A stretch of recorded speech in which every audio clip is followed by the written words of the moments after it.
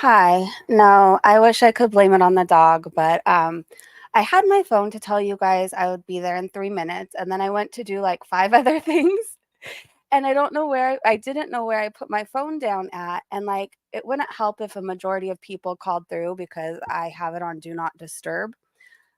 So most of the time, but I ended up finding it under my pillow, so it was fine. It's all good. And now Chachi's drinking water like really loud. Really, really loud. Okay, so tonight, I don't know, I don't really have like much planned. Hi, that's a great way to start. Hi everybody, welcome by the way. Hello, hello. Pop those popcorn and get your Italian fishnets over here. On my way, baby. On my way. Just kidding. Um, I don't know. I wasn't even really gonna go live tonight because Foodie didn't do anything. Like I don't know. But something happened that made me want to go live and just talk about like, I don't know, maybe life recovery. Then we could do some foodie stuff too. So, hey Lizzie, hey everybody. Hello, hello. Light pink mommy, I'm so proud of you. I hope you know that. I try and tell you that enough, but if I'm not, I'm so proud of you. Keep going. Hi Sage. Hey, hey Kez. Hey Lami, you're so quiet. Am I could turn myself up. Hold on. Let's try something. I'm either too loud or too quiet. Like there's no in between. All right. Hopefully I don't like knock myself out of here completely. Hello, hello. Maybe I'm not yelling tonight. That might be why. Is that better? I'm not yelling tonight. I'm like kind of like calm. Is that better? You can hear me good? Okay, if I'm too loud, if I start yelling, let me know and I won't be offended. So if you can't hear anything, okay. It was your error. Oh, darn. Well, I wish I could say it was good to see you, but hi. Um, Shani tried striking Carrie's. Okay, so I saw that. So did Carrie appeal and she won? What happened with that? I went to subscribe to the backup channel. I think I did. Actually, I know I did. Had you muted? Oh, well, you could keep me muted, Self. You could keep me muted. Yell at us, Breezy. All right, so something happened. Hi, everybody. If I missed you, hi, hello. I didn't see Shani's meltdown yesterday. No. What did I do? I just got here. I don't know. Every time you come here, it doesn't seem like it's a very pleasant experience. If you're the person I'm thinking of that like comes to talk about Foodie Beauty and then like goes into Foodie Beauty's chat and then acts annoying too. If you're not that person, I'm very sorry. I'm very sorry. She was able to live stream. I did see her go live. I popped in for like a second and then something happened, which inspired this live stream where I just kind of wanted to talk about like being grateful and sobriety, and then we could talk about some foodie stuff. So, a lot of you guys know like I'm a huge music fan. Like I'm a music lover. It's just something I love. Like, I don't know. I'm very passionate about it. No, I don't play any instruments, but like a majority of my day involves like me getting through the day because of music. So, there's this band that I've seen so many times play, and my whole family loves them. In fact, my family, like my parents, travel all over the United States to go watch them play, which is Dave Matthews Band. So there used to be this member in there named Boyd. I don't know if you guys know who he is, Boyd Tinsley.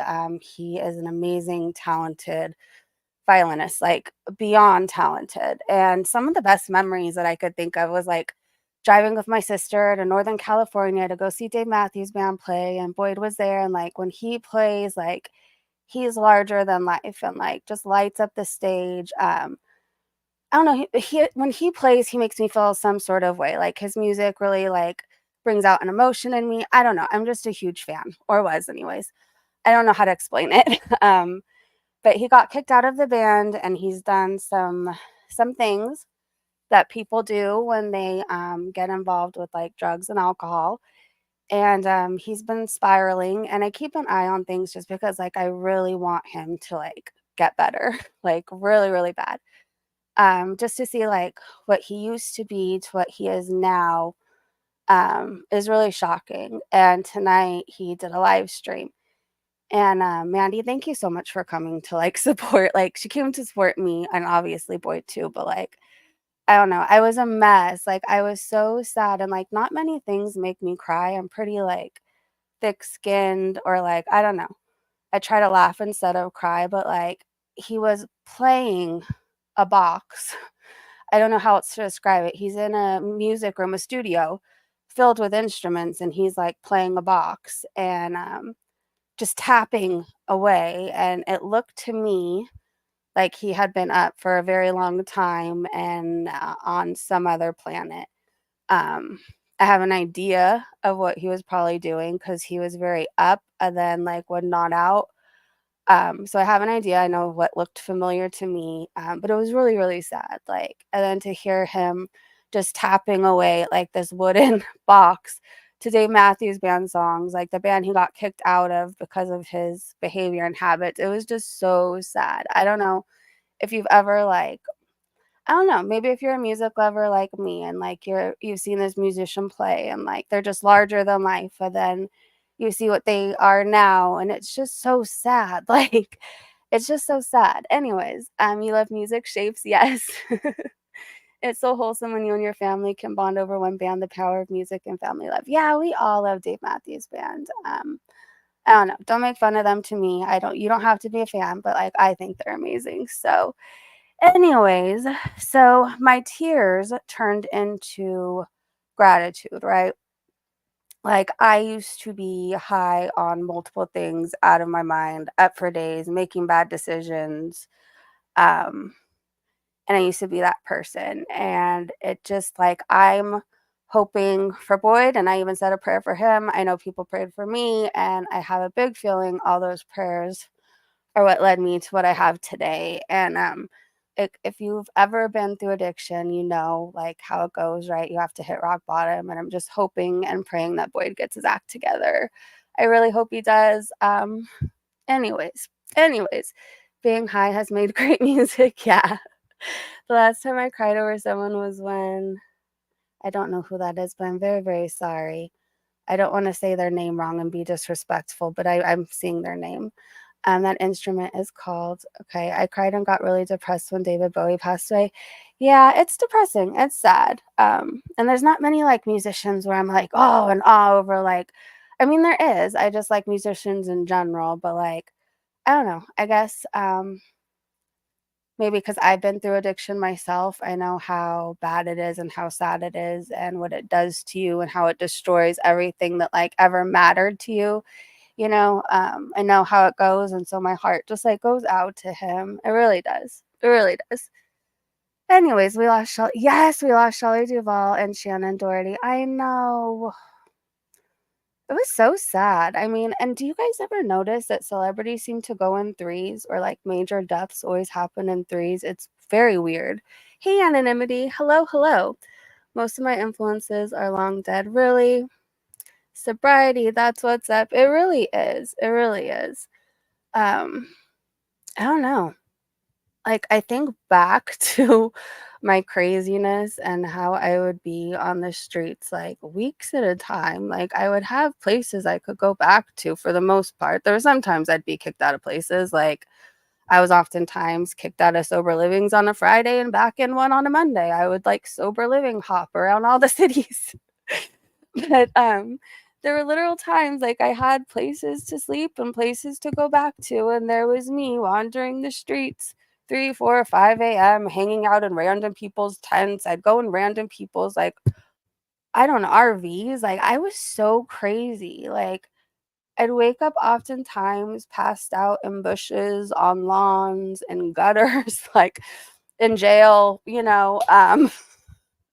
it's really not funny, but I have to laugh about it because, like, I look back and I'm like, "There's no way I could survive that life now." Like, in September, I'll have 7 years sober and clean off, like, coke and all kinds of crap.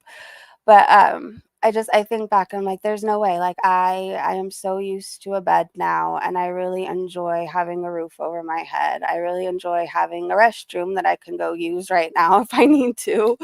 I enjoy showering. I enjoy not waking up on somebody's lawn saying sorry as I'm walking away, like all hopefully with shoes on. You never knew. But Billy Strings, remind me of a song. You just want to hug me? Thank you. No, I mean, it made me who I am today. I used to be so like I don't know. I look back and I think I used substances because I never really felt like I fit in and always felt, like, insecure, so when I felt like I used something, before it just made me crazy, like, I don't know, I was a different person, right? So, like, before when maybe now I just dance, I don't care. I dance sober, I don't care. But, like, before, maybe I was too shy to dance, so, like, I would drink, and then suddenly I was on the dance floor for hours, the life of the party, and, like or the first time I did coke or whatever, I was, like, the life of the party. It was fun, I was a whole different person. I was, um just I don't know. Nothing held me back, I guess. And it wasn't insecure, I thought it made me look hot, like, I don't know, it was so different like, my thinking was so twisted, but, I look back and I think I did it to numb me, and I think because I was so insecure and, like, trying to make myself feel better, I guess, I don't know, and I think I told myself that I was funnier and wiser and, whatever with these things. I was addicted to Xanax, I'll never go back. Good, don't go back, don't go back. Wow, I just got 6 years. Congratulations. That's amazing. That's amazing. Thank you for being you and choosing life and being a great mom, Breezy. Thank you for staying alive and fighting. N th I don't you don't have to thank me. I mean, I don't really think I had another option. It was probably either die or get my shit together, and, like, I don't know, after all this stuff I've been through thinking about it, though, like, if you think about the stuff I survived, like, a lot of you guys know, right? So, like, I fell what they guessed was, like, 30 to 40 feet off of a balcony onto my head, and the only reason I survived that was because I was shit-faced, right? Like, if I was not so intoxicated and on Xanax that night, I would not have survived that, but I just went with the fall instead of fighting it. So, like, how does anybody it was in papers, like, it really happened. People think I'm lying about it. It really happened. It really happened. And then one time, my parents had a feeling to just come check on me. Most of the time, my dad would get these, like, odd feelings, right? To just come check on me for whatever reason. Every time he got those feelings, something horrible was happening. So he had a feeling to come check on me, and he found me with my lips blue, choking on my own vomit, like seizing. So yeah, survived that. I survived a stroke. Um, what else? I don't know. Multiple things of with alcohol poisoning, taking too many things, mixing too many things, doing something I really shouldn't have done that I promised myself I never would, and I did it, and I landed in the hospital. Anyways, I survived all that. I don't really think I have, like, another go in me, you know what I mean? I don't think I have another thing to save me. I don't think I have another life. I don't know if that makes sense. Like, I know if I drink or use again, like, I will die for sure. For sure. So, anyways, it was either get my shit together and give my daughter a mom she can be proud of, or probably die within the next 3 days. Because at that point, I was taking and doing really anything that I could get my hands on. It was wild. My drinking was so bad where I would go like maybe every 15 to 30 minutes. Like, I don't even think I could make it up to the 15 minutes without alcohol in my system anymore, and I was having to steal alcohol to be able to drink.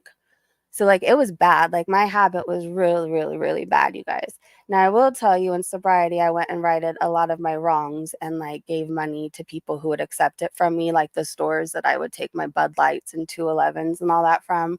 So I righted as many wrongs as I could. Some people didn't know what the hell I was talking about and wouldn't like they're like, "What?" But, like, the mom and pop places, like, the worst like, places that, like, I should feel the worst about taking from is what I took from, but I went and righted my wrongs. Anyways, it was bad. I probably would have died, and, like, I was doing so many upper things, and then, like, let's just be honest for a minute, and then I was at a point where, like, you know, cola is expensive. What do you do when you can't afford that anymore? So think of the next thing, right? I was doing some really nasty things. Um, I'm a cat with 9 lives. I don't know, like, I don't wanna get all into religious talk and all that because I'm not about, like, conversations that ruin friendships. But, like, whatever you believe in, like, something had to be looking out for me, right? Like, I don't know if you think about it, like, my mom tells me all the time, like, I should write a book or, like, my life could be a movie because it really could. People think I lie about the stuff I've been through, and, like, maybe one day I'll have to, like, show you pictures and receipts, but, like, everything I say happened has happened. I don't know, like, one time I almost got it, like, sex trafficked, no lie, which is why I hate that Bali person so much. My mom saved my life. Um, they wanted money or they were going to give me to somebody to make me do things, and, so my mom played along and she was like, "I'll just give you money, meet me at the bus station," and it was at this place in, Pomona, and, she was like, "Meet me at the bus station." And so there's 3 of them, they went with me, and I don't know how me and my mom pulled it off because I was so still, like, drunk out of my mind. I don't know how we pulled it off, but she, like, pulled up into the bus station and, like, I booked it to the car and I got in really fast and she sped away, like, so fast, and we just got out of there. So, like, my mom literally saved my life. I was in some really bad situations, you guys, before, like, really bad. So it's a miracle I'm here today. And so to tie this all into what I was talking about earlier, like if I could go through all that, right? All that and be coming up on 7 years sober, um, then I believe Boyd can get his act together too. And I really believe that he can like right his wrongs and make up for the bad things that he's done and get clean and sober. And I think that he could be amazing again. Because if I could get it together, you guys, anybody can. Like anybody could get clean and sober. Anybody. Let's write a movie, girl, we should. What actress would you want to play you? Oh, I don't know. I don't know. I mean, I don't think it would work now, but, like, always think, like, Phoebe from Friends is, like, the closest person to me. In reality, I don't know, because 'cause we're both kinda just, like, fun and, I don't know, lightheaded, let's just be honest. But I don't know, it would have to be somebody around my age, right, like 41, I don't know. I really don't know. Hmm, maybe I'll just play me. My mom's an angel on earth. She really is. You know what? Like, it took me and my mom such a long time to get like to the relationship we have now. She's my best friend in the one of my best friends in the world. But I don't know. Like, she's so cool. I think she's so cool now. But before, like, we would butt heads like most of my life until I got sober and realized like she was just trying her best and always looking out for me, and I should have listened to her all along. But I don't know, I always just felt my whole life like she knows all this and she watches my channel, so nothing I say right now is gonna shock her, but I always felt like her views and everything that she stood for, like, were shoved down my throat, like, she wanted me to be like her instead of just accepting me for who I was, right? And, I didn't understand why she was so uptight, and she didn't understand why I didn't care about anything at all.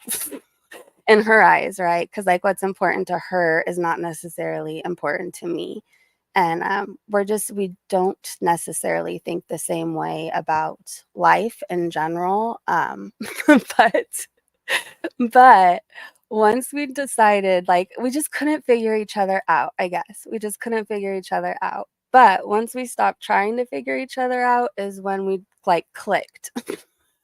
Once we just accepted each other for who we are, and she's like, "I can't change you," and I'm like, "I can't change you," then we just work, and now we find each other hilarious, and, I don't know, it just works.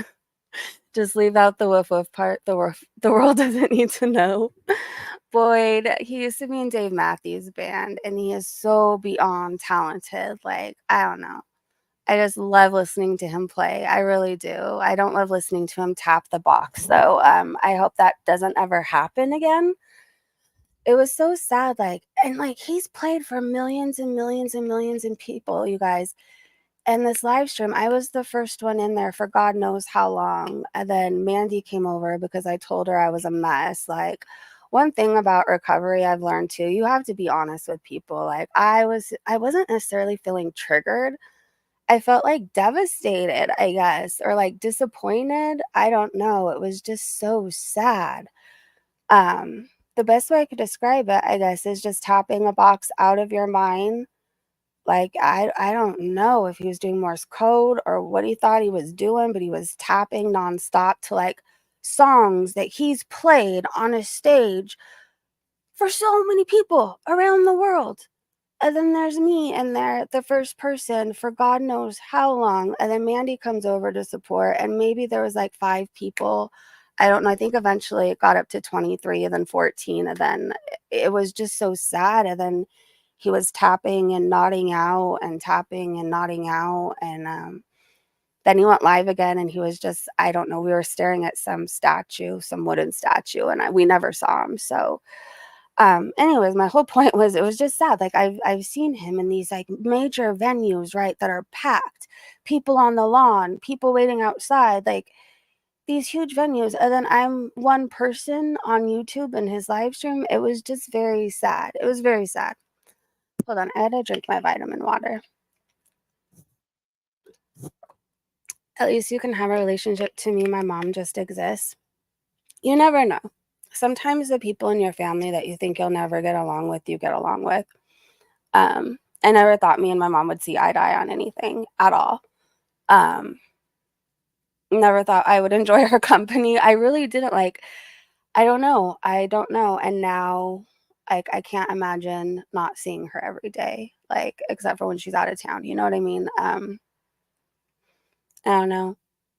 We just a lot of the things I don't like or a lot of the things that trigger me are because of her unintentionally. She thought she was doing her best, like, when I was younger, like, religion being shoved down my throat. That's what happened later in a rehab is a big part of, like, why religion, like, not scares me, but kinda makes me uncomfortable, but, like, being forced into church and, like, church every Sunday and church camp and all this church, church, church, church, church.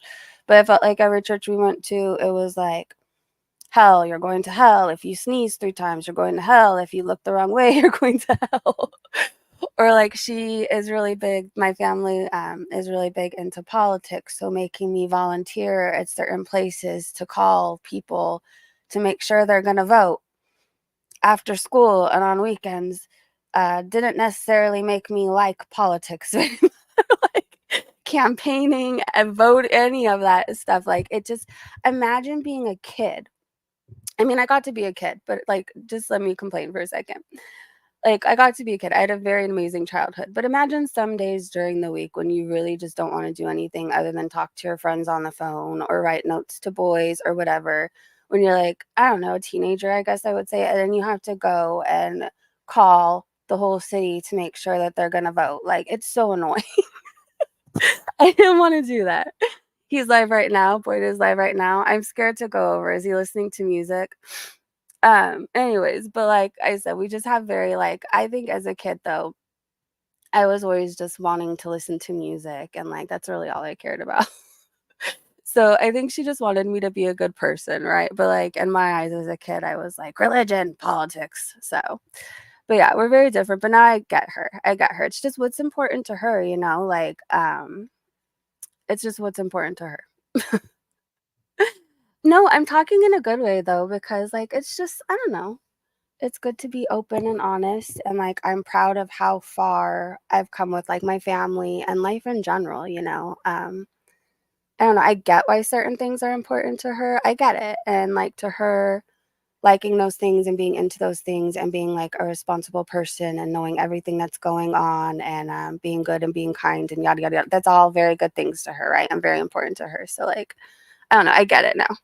That's how some mother-daughter relationships are, the daughter hates her mother until she's 30 or 40.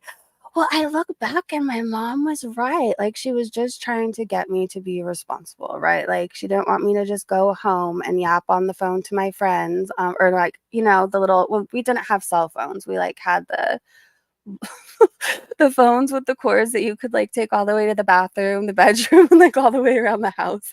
But she wanted me to do something other than that, right? So, like, she was being a good parent, and, like, religion to her, she was, like, a born again Christian. So, like, it was just important to her, and she thought she was doing the right thing. And, like, I respect that now. And, like, as a kid too, like, she was so strict about who I hung out with, and I didn't get it at the time. But, like, looking back now, all of those people ended up not doing very good things or became this or whatever. I mean, I ended up becoming an alcoholic, so who knows whose parents warned their kids about me, but do you know what I mean? I'm just saying looking back, or like boys, guys in general, even like in my 20s, she didn't want me to date. I never understood it. I'm just like, you're just being annoying. But like looking back, she was right about every single person.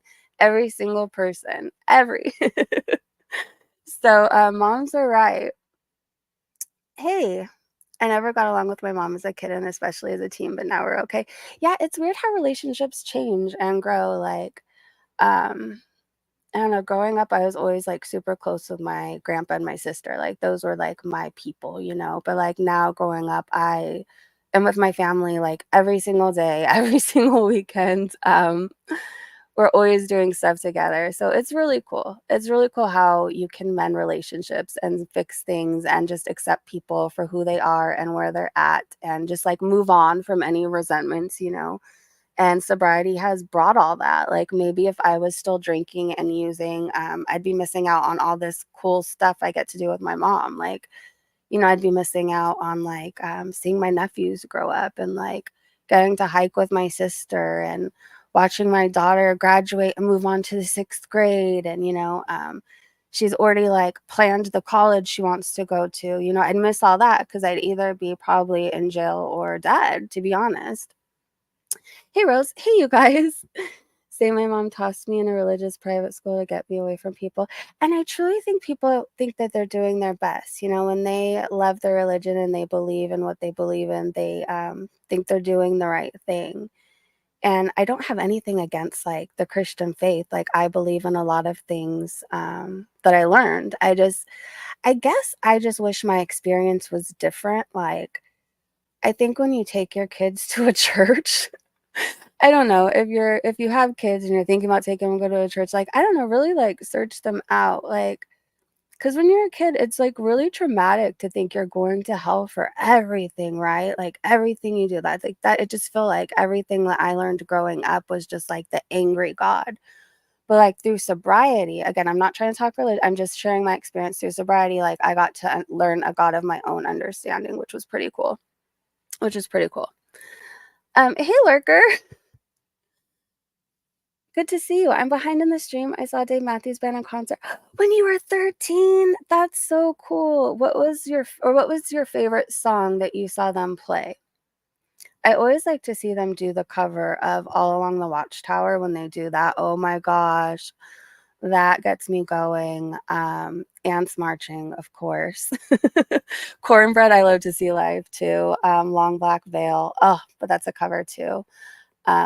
Dancing Nancy's, but I wanna know yours, sorry. I'm in a whole Dave Matthews thing now and, like, probably trying to figure out what I wanna play after I end this stream. Sorry, guys, this chat, I don't know, I just thought we could come on and, like, talk real life, you know, we're always talking foodie stuff, but sometimes it's good to, like, get to know more about the people that we see every day, I guess. We always get to hang out with each other, but it's oftentimes, like, foodie related, so we'll get to the foodie stuff eventually, but even then, as an adult, I researched a ton of religion, and they all have shitty parts. Well, yeah, I think there's probably good and bad parts of all of them. I don't know. Good and bad people, I guess, too. Good and bad. I don't know.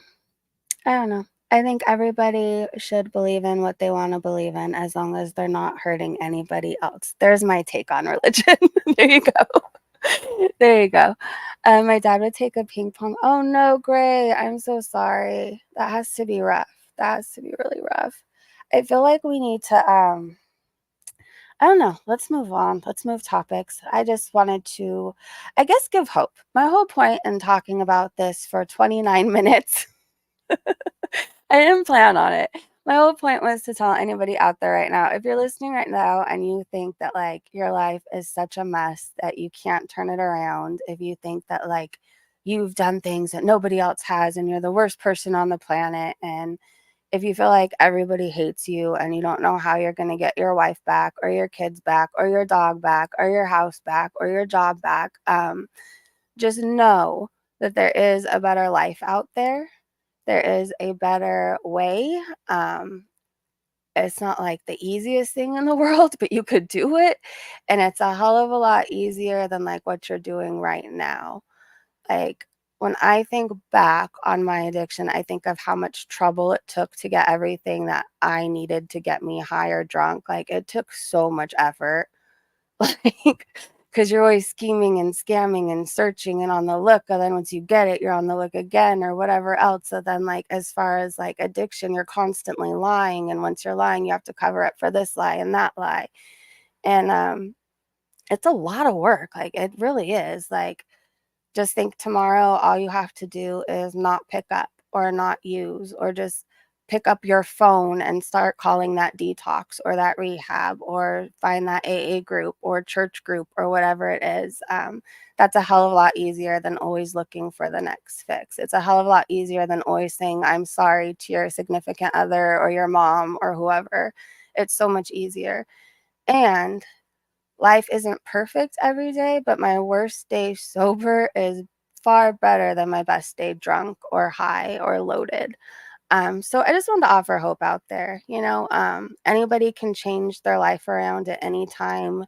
Tomorrow is always a new day and a fresh start. And I really stand by that. If you feel like today you've been nothing but like a shitty person and made horrible decisions, tomorrow just try and be better than you were the day before, And I don't know. Just know, if you need to hear it today, that I believe in you and you can do it. And yeah, anyways. Anyways, if you're looking for something to listen to, I have songs on my channel, some about foodie. If you want to review them, no worries, not. Do you know if I could play them, though, without getting you too pissed off at me? Do you know? Numbing is easy, dealing with reality is hard. Facts. Oh my gosh. And let's move on to this next thing. Hold on, about sobriety. Because I have to make it very clear. I know people get confused because sometimes I say, like, I take an edible or I hit off my vape. I'm like definitely about harm reduction. So let me paint a story for you. Like, before, my addictions were like mainly alcohol, right? Like, that's the drug I would walk the earth for. That's like that.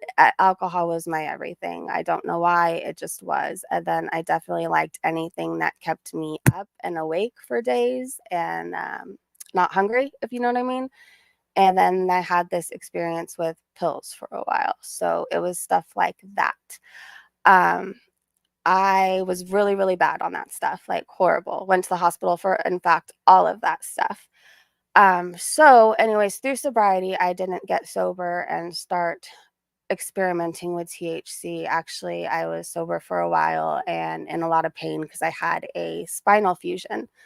I have degenerative disc disease, so my spine is kind of like trying to collapse. So I have a rod that holds it together, and I'm in pain a lot, but I just like live. I don't know. I don't let it really hold me back. I can't really. I don't have the option not to. But technically, for what I deal with, like, I should be on a bunch of pain meds, and I'm also ADHD, if you couldn't tell. So I did my research and I didn't like the pain medicine that they wanted me to take. I tried it and I didn't like how it made me feel.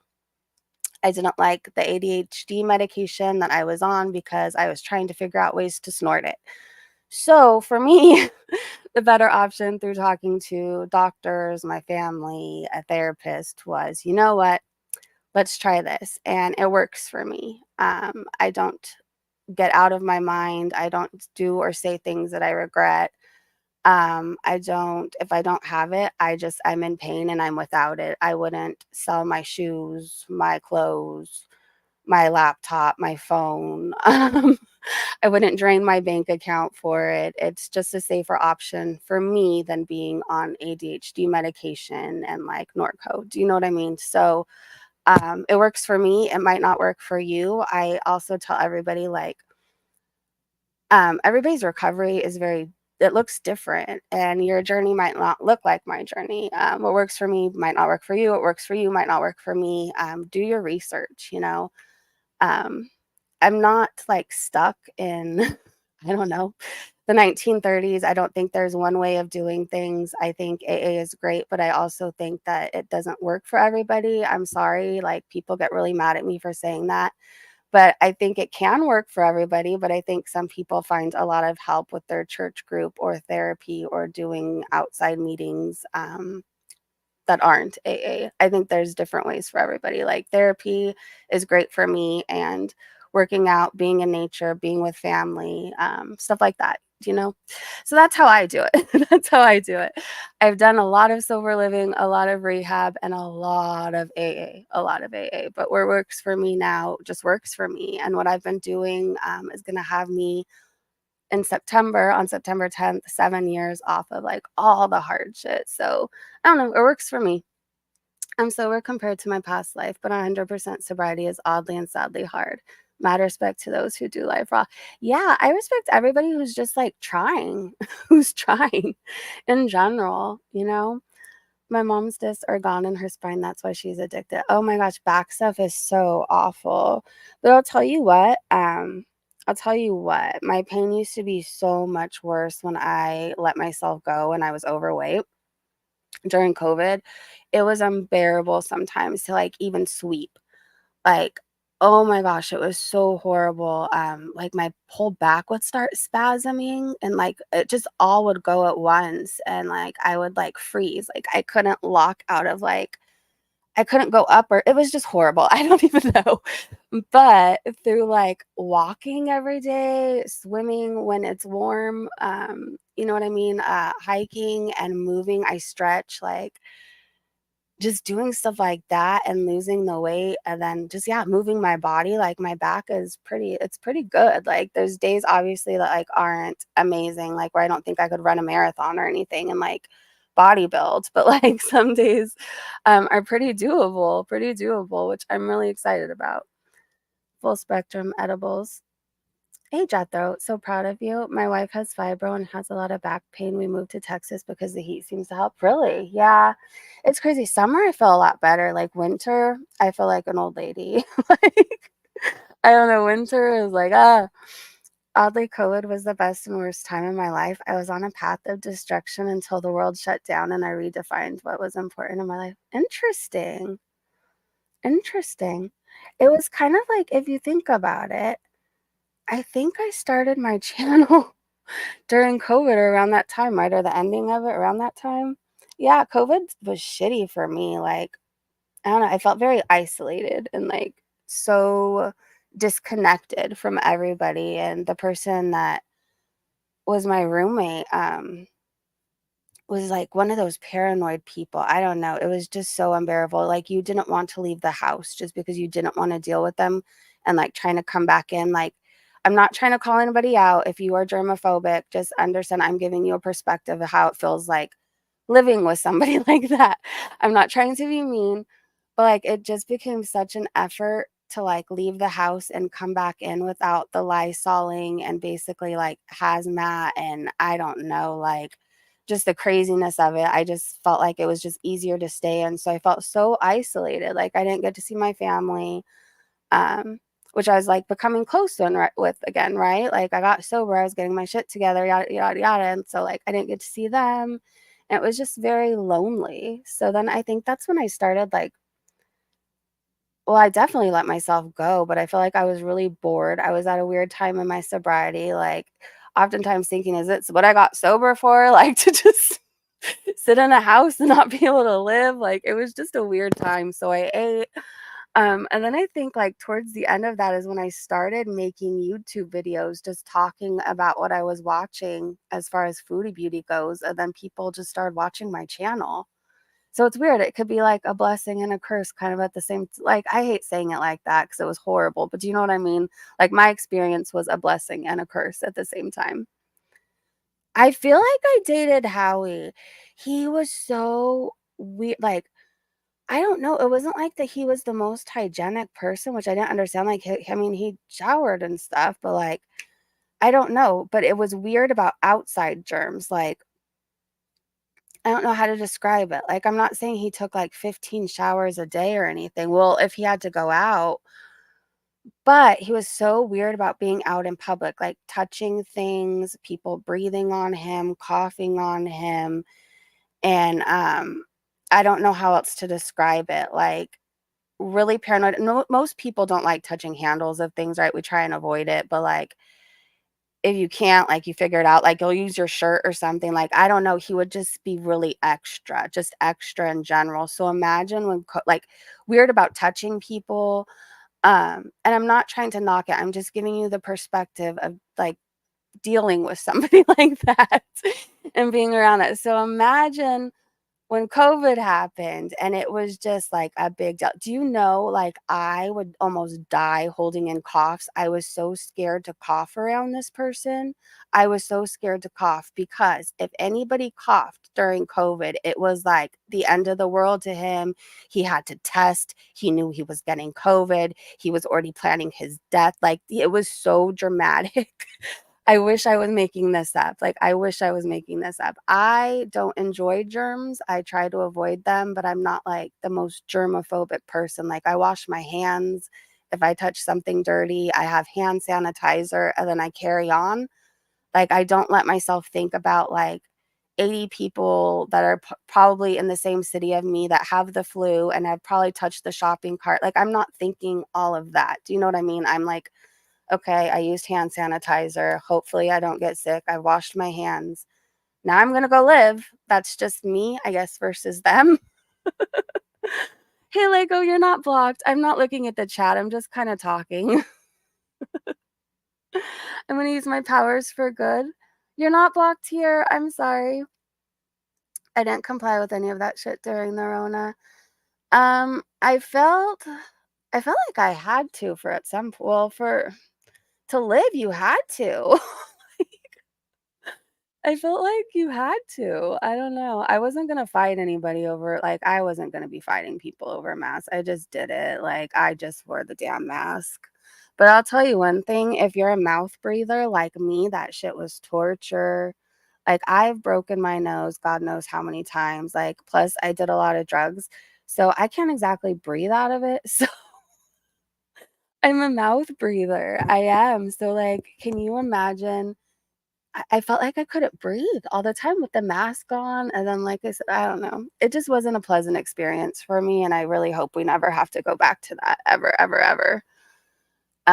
No, you're not blocked. Sometimes when I talk, I look off into outer space so I don't lose my train of thought. I have a big nose, but I like it. I've thought, like, what if I could tomorrow just go and get my nose done? Would I do it? No, because I feel like it gives me character. It gives me character. Hey, miscellaneous. I was just listening while washing the dishes. I don't think you missed anything, but welcome back. I'm just yapping away. Just yapping away about life. Something other than foods, you know? Oh, hold on one second. Hold on. On really good news, I'm actually texting my daughter right now. She, let's have a parent talk for a minute. It's not bad. Um, but I am a parent. So last night and tonight, last night I got to sleep in my bed for the first time in God knows how long. Um, I don't know, maybe it was 2 weeks, but it felt like 855 years. I didn't know if I would ever see my own bed again. And I have never been so grateful for my own bed and to sleep alone. I don't know. It was weird. Like, my daughter got sick. I had told you guys that, like, she needed me, and that's why I had been offline for, like, a few days. And then I don't know, like, she didn't wanna sleep alone after that. So, um, sleeping with her is amazing because it's like I get to cuddle with her and be with the most important thing in my life, and every day I'm with her is, amazing because I didn't get to see her every day before. So, just now having custody again, it's amazing. But then an hour after you fall asleep, you get a kick into the head and into the ribs, an arm to the nose. I don't know. At some point, she's sleeping on my head, then my feet, then on me. Then she's like sideways across. And so I haven't really got to sleep in like God knows how long. So last night I slept like a baby, and tonight I'm going to sleep even better. And I am so excited. I miss her, but I'm excited to have my bed. I'm really excited. What about Chachi? Well, Chachi is, like, so little, and while she's a bed hog, like, she doesn't beat me up in my sleep. Do you know what I mean? I don't know if I slept that crazy as a child, but I don't know. I don't know. I have no idea. I don't know. I will have to ask my mom if I slept that crazy. Like, it's just it's an experience. It really is. So I'm just gonna enjoy enjoy tonight. Your cat does the same thing. Yeah, Chachi, she okay, for example, we have a lot of blankets on our bed, me and Chachi's bed, because I like to sleep with blankets. Like, even though it's hot, I get my room really cold. Like, I always have to have a fan on or I can't sleep. And so, anyways, at night I like to make the room like coldish, and then I like blankets over me. That's just how I sleep. And then, if you want to get into details, I have to sleep with one leg out on my side because I feel like I can't breathe if both my legs are under it. I have weird things. I don't know how, I'm very weird. But, anyways, and then I have blankets for Chachi. But somehow, Chachi, by the morning, will have all of our blankets on her, under her, and I will be left with nothing but the pillows. But, like, that's, like, by the end, by the time we wake up. And she hogs the bed. Like, I have a pretty damn big bed because 'cause I'm really, really tall, like, you guys know that. I'm really, really tall, so I have a big bed so I could, like, sprawl out. But she has my ass on the edge of the bed every single night when we go to sleep, like, my butt is hanging off this bed. Like, no joke. My daughter makes fun of me when she comes in because more than likely, like, if I'm sleeping or I'm about to go to sleep and you come in the room, my ass is hanging off the bed because Chachi hogs it. She is, and, like, she's 7 pounds, but I don't know. I don't know. She's the cutest thing on this planet, like, the cutest dog, but she is such a butthead sometimes, like, she really is. How tall are you? Well, I always say damn near 5'8" because I was really, really close, but then I, like, shrunk with my back issues. So, in between 5'7", 5'8". I don't know, I'll get measured again to tell you exactly, but I'm very, very tall, and I have very, very, very long legs. I do. I do. We all know about the feet situation. Oh gosh. And a size 10 foot. But yo mama will tell you size 15. Oh my gosh, but I'm tiny. I'm tiny now, but during COVID, I wasn't so tiny. I was eating. I really was. I don't know. I guess I could relate if anybody has ever been through like a bored time in their life where like you're not drinking and drugging anymore. So you're not doing that, but then, like, you can't really go do anything else during COVID. So what do? I would eat, and I don't really even think I enjoyed it. I think I was just, like, doing something to do it, but I don't know. Once I turned 40, I'm 41 now. When I turned 40, I just decided I didn't wanna be, like, overweight. I didn't want to I don't know. I just wanted my 40s to be, like, my hottest years, you know what I mean? So I got my shit together and started working out and, like, moving more. You're 5'7". Yeah, I'm really, really tall, like, really tall. So is my daughter. My mom is not tall. My sister is 5'2". 5 yeah, she's 5'2". I don't know, me and my daughter are tall, but my mom and my sister are really short. Step on us. Prove it, Breezy. What do you want me to prove? Okay, why do you look like you're in your early 20s? Do you have a skincare routine? Yes, I do, and I can tell it to you if you want me to go get it. I'm very into skincare. So when I turned 40, I started moving my ass more and I started just doing different like routines on my like how do you explain it? I hadn't done skincare my whole life up until 40, right? So I didn't know what would work for me. I didn't even really know what to use. I didn't know like anything about it. So I just started like going to Ulta and ordering things from Ulta and just seeing different things. Certain things I really like, certain things made me really greasy, certain things made me too dry. And then I think I finally found what works really, really well. And then I just added this stuff, I hope I'm saying it right, called Murad to my routine, and I really, really, really like it a lot, like, already.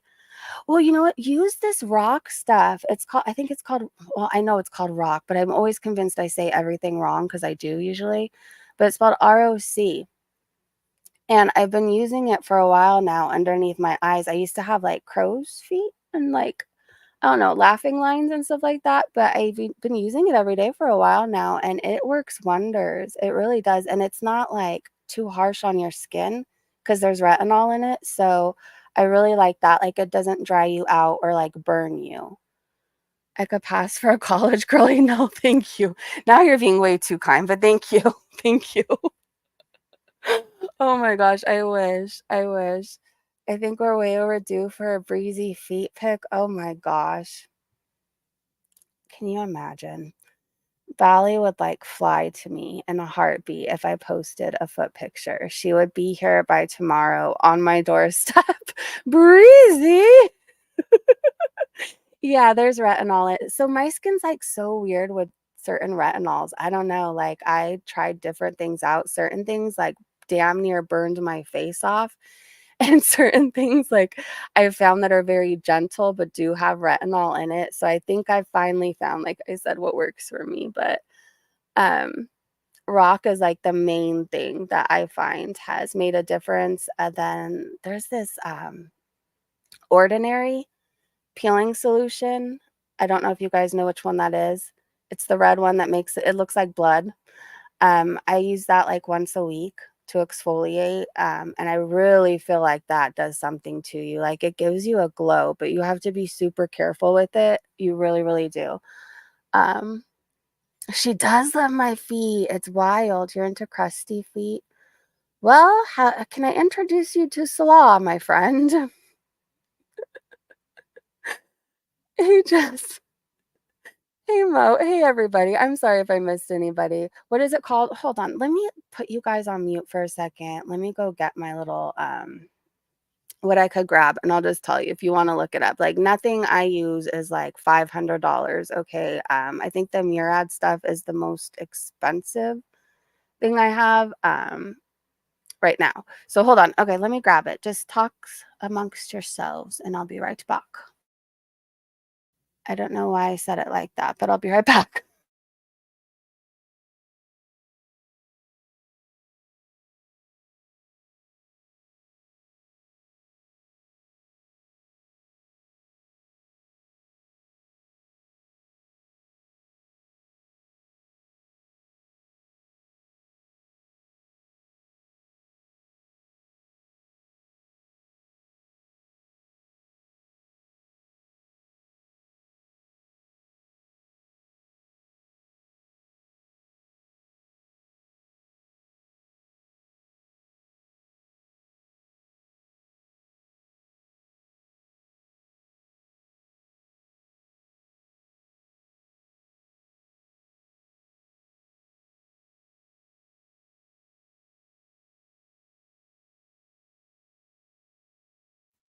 Okay. Sorry if you don't care about skincare. Just go refill your, I don't know, water, or soda, or coffee, or whatever you're drinking. Just go do that. This will take like 2 minutes. Okay. So this face wash I'm really, really loving. I think it was $16. And can you guys hear me or am I muted? Okay. It's by Derma E and it's anti-wrinkle cleanser with vitamin A and all kinds of good stuff. It gently exfoliates to reduce appearance of fine lines. I really like it. My skin feels really clean after I use it. Not dry, just like really, really clean, and it feels good. I don't know how else to describe it. And then for under my eyes, I use Rock retinol correction, line smoothing eye cream. It helps with your wrinkles like after 8 weeks. And then like if you get dark circles, which I'm Italian and I get them, but this has like helped tremendously. I could post pics of it. And then I have this Murad that I've been using for like a week now, but I'm telling you, after a few days, like my skin felt really nice. And I left the house without like even like a little dab of powder, like because it really works on your like if you have dark spots or any like if you've ever had acne as a teenager, you still have scars, any wrinkles, it also helps with that. So I'm in love with it. And then this moisturizer I use was really affordable, and it was by this brand Peach Slices. It's just an oil-free moisturizer. My skin feels amazing when I use it. You're welcome. There's this cleaner or this cleanser I use if I'm ever feeling like dried out from products. And it's by, I'm going to say it so wrong, you guys, because I have no idea how to say it. So please don't make fun of me right now. I think it's called La Roche. It's definitely not pussy. It's Pose. I don't know how to say it, but it's by La Roche. Okay. La Roche. I don't know. Something like that. So it's a purifying foaming cleanser. And my skin just needs it sometimes. And then I use the ordinary AHA 30% once a week. And then, you guys, there's this moisturizer that I will never be able to afford, but it was given to me and I'm almost out of. But your skin will feel the most amazing it will ever feel. And when I looked up the price of it because I needed to buy more, it was $343. And there was some that was even more. And I'm so sad about being out of it soon. But if you like expensive skincare and you could just go buy it tomorrow and you want your skin to feel like the most perfect, hydrated, not greasy, just piece of heaven in the world, it's by Lancome and it's called Absolute. I'm telling you, I've never used anything on my face that has made it feel so amazing. Like I know you're not supposed to just touch your face, but like no joke, since I've used it, like I just like to feel my face. This stuff feels like heaven. Anyways, so those are my yeah, it's like the best stuff. I don't know. I guess that's why it's so freaking expensive. Like I don't know. I don't know. Maybe I'm gonna have to like become foodie and offer to eat 2 corn dogs to be able to afford my moisturizer. Hold on, I'm gonna put this stuff to the side of me. I don't know. I don't know. But it's really good. Like I obsessed with it. Is that EGF serum breezy? That shit is insane. Hold on. It's in like first of all, the packaging is like gold and shiny. And so it just screams expensive when you look at it. It's like, oh, but like I don't think I was picturing that much. I don't know. I don't think I was picturing 340 nothing. But it says Lancome Absolute Soft Cream. And I use it sometimes after I use that peeling solution, the ordinary. And I'll use it like I don't know, a few hours later because I don't want to put anything right on my skin after just because my skin's weird. So like I'll wait a little bit and put this on and then I'm just like touching my face. It feels so good. I don't know. I've never felt a product that like makes me rant and rave like this. But I mean, if I could start affording this all the time, I will. I will. Good night, Light Pink. It's so expensive. It's a 3 corn dog video. Yeah. I mean, maybe I will start selling my feet on OnlyFans. I mean, why not? This stuff is that good. It's really that good. It's an incredible cream. I've had it, so I feel like, isn't it just amazing? I like the Ordinary Moisturizer plus HA. It's silicone free. Seems to, I've used that before. It does feel really good. I forget why I wanted to switch, but I remember liking how I felt after I used it. Does your mom look young? Yes. She looks young. People think she's my sister and she talks like she sounds just like me. Um, I don't know. I say it's the Italian side of us. I don't know. I really don't know. My skincare is simple, soap and rag. Well, guys have it so easy. I don't know. Like, I wish I just had one step.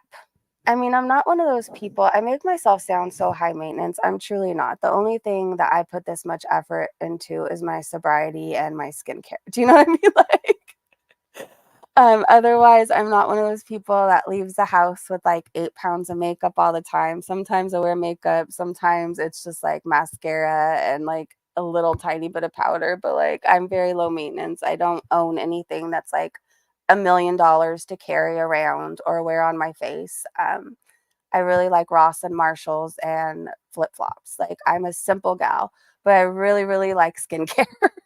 I really, really enjoy skincare. It just I don't know. I wanna look, I wanna feel my best, I guess is what I should say. I wanna feel my best, and I want to like what I see in the mirror, and, I wanna feel good. I just do, and I deserve to, right? You deserve to. You deserve to.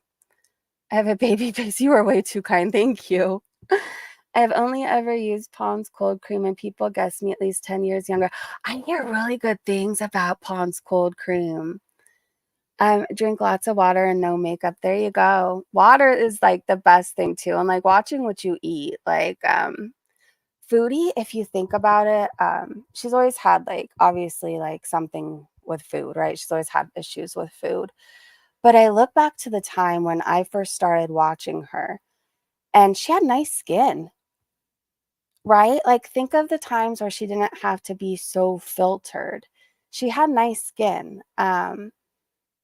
Even like the times I've seen where she first started YouTube, she looked fresh-faced, and then you look at how she eats now and her skin now when the filters aren't working or we get a real close look at her and what she really looks like. Like, you see how bad her skin is. I'm sure part of that is like all the health issues, but a big part is the way she eats. Like, you can't eat greasy food all the time and think you're gonna have like the most amazing skin. You know what I mean? You seem to have great skin, so that's half the battle. I didn't always have good skin though. That's the thing. I really had to work on it. Because when I was a teenager, I was on Accutane. I don't know if you guys know about that. I had acne when I was a teenager, so and I was really, really upset about it. Like I didn't want to go to school.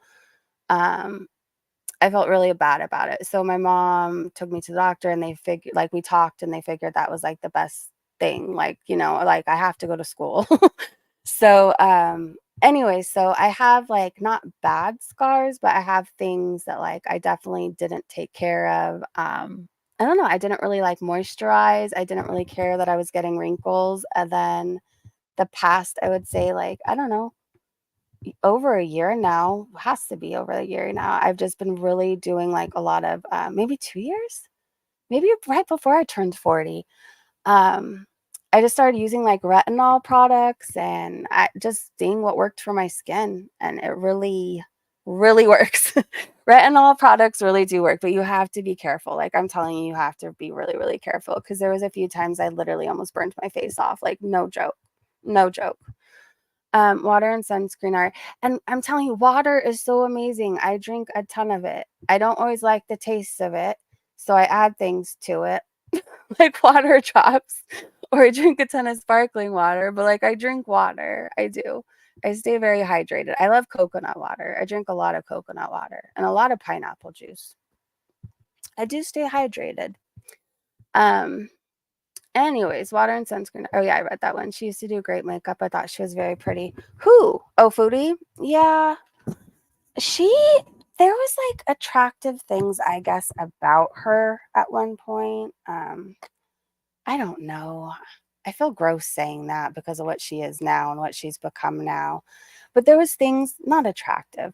There was things I liked about her before when I first started tuning in, and I really wanted her to get away from this natter guy because I thought that she could probably do better and get her life together and turned around and get off drugs and stop drinking.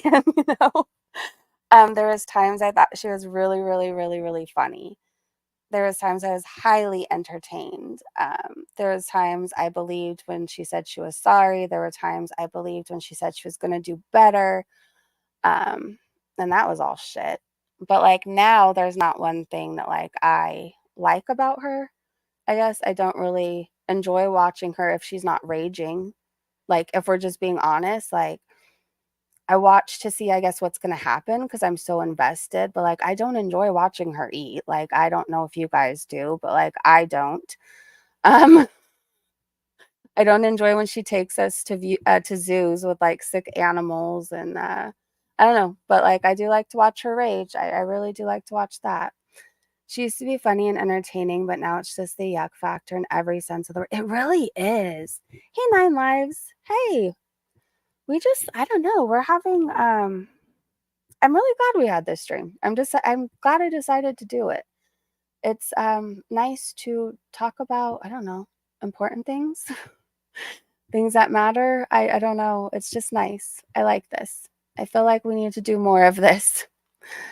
Same lurker. Aaron, I don't think I said hi to you, but hello to my beautiful best friend, and I'm really sorry if I missed you guys. I'm gonna look through the chat and say hi right now.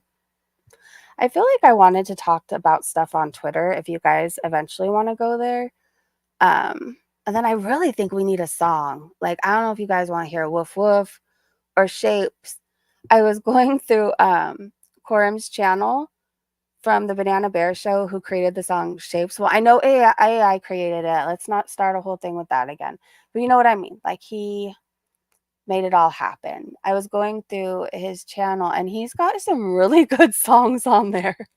Like, really, really good songs. I had no idea that he had such a great playlist. It was pretty amazing. There was something else I wanted to talk to you guys about, and I don't remember what. I'm hoping it's going to come back to me at any moment. I don't know. I have no idea. You need to make a Twitter. Oh, there was something that happened the other night that like irritated me, and I'm not going to feel better until I say it and just like get it out there. Even though like we're really beyond that. Like I don't have any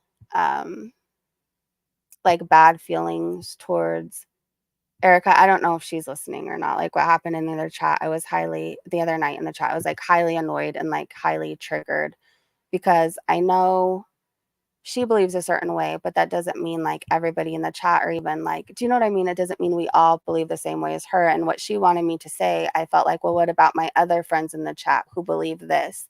And I didn't like being put in that position. And I didn't like being put on the spot, being told like, you have to say this, or it means that you condone XYZ. I didn't like what happened and what happened that followed, but I still look back on the like nice conversations I've had with you, Erica, and like I have no bad feelings. I just think that like we're not going to see eye to eye, and like I hope you do amazing, and I hope that like everything is amazing for you, and I hope that like you don't hate me because I look back on before like had nothing but respectful conversations, but like I guess on this thing we're not going to see eye to eye. But like I hope you have an amazing life, and like just know that like I don't hate you or hold grudges, but it's been like eating me alive since it happened. So anyways, I posted a video on my channel for Foodie. It's my dialysis treatment, and said this is what's next for Foodie if she doesn't change her diet. And lives, you should tag her in it. She needs to see it.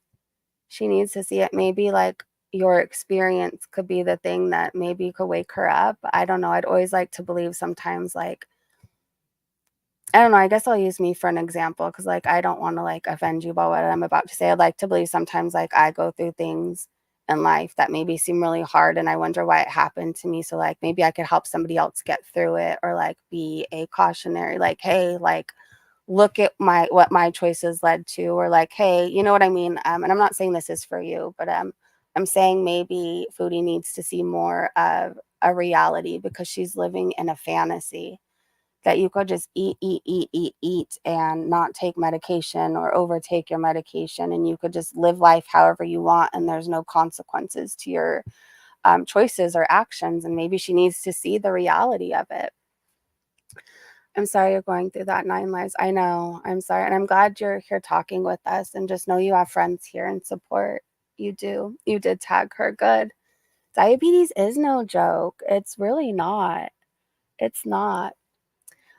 Tony, if you're going to sleep, sleep well, and I will see you. Well, I guess it's already tomorrow, but it's not tomorrow technically for me until I go to sleep and wake up. So I'll see you tomorrow if Foodie does anything. I'll see you tomorrow. I always believe sometimes. Hey, Filbert. Um, I guess if you're gonna pick what I say apart, like I don't know, I'm not the most technical person, but you're gonna have a hard time if you pick everything I say apart. You really are. Okay. Do you guys want to go to Twitter or hear a song? What should we do first? What should we do first? However, the reality has such a short shock factor. True. Hi, Filbert. Almost 1 a.m. here. Yeah, for me too. 12:56. I think, like, I have hope I could sleep in tomorrow, but I don't know. I don't know. I don't know. Just because I might get to, I feel like Chachi will have me up bright and early just because she knows, like, hey, mom could sleep in. So 5 a.m. it is. That's when we're going to go outside in the backyard and take our precious time and sniff every inch of it, knowing she just wants to go back in and go to sleep. Shapes 2. Is Shapes 2 up? I heard it. Snail, I heard it. It's so good. Thank you for reminding me. So, you know how Shapes is the amazing song? Like, it's one of the most amazing songs about Foodie Beauty, parodies of Foodie Beauty, whatever you want to call it. So, there's a Shapes 2 I heard last night. Corin played it, and it was really, really, really good. It's 4 a.m. in Kentucky. You're in the future. Hello. Have you listened to Scam of the Heart by Dank Fupa? Hold on. I could probably pull that up. That's by Dank Fupa, right? If it's the one I'm thinking of with like the cool, well, they're all cool visuals, but it was kind of like trippy. Yeah, Scam of the Heart. Do you guys want to hear that? The morning grass smells so good though. I just can't do it. That's okay. Sorry. Dank Fupa got it. I don't know. All right, let me get ready to share the screen. Sometimes I find it funny how I annoy people without even trying. It kind of cracks me up. Here we go, you guys. So this is by Dank Fupa, and I don't know. What else do you say? Amazing. In a city in Kuwait where the desert meets the sea, there's a tale of love that's as strange as can be. A man named Salah who was scammed and shammed tall. Fell for a toy named Reginald, a tin sex doll. Some may say it's a fantasy, a scam of the heart, but Salah knows the love is a work of art. For in Reginald's gaze he sees his reflection, a love so deep it defies all convention. Salah's secrets buried deep. He's known by many as a weirdo and a creep. In the heart of Kuwait where the night winds blow, he found his love in Reginald, his one true love. With a smile on his lips and a twinkle in his eyes, Salah dances with Reginald under the Kuwaiti sky. Though the world may question, their bond stands strong. In each other's arms they both belong. Oh, Salah's secrets buried deep. He's known by many as a weirdo and a creep. In the heart of Kuwait where the night winds blow, he found his love in Reginald, his one true love.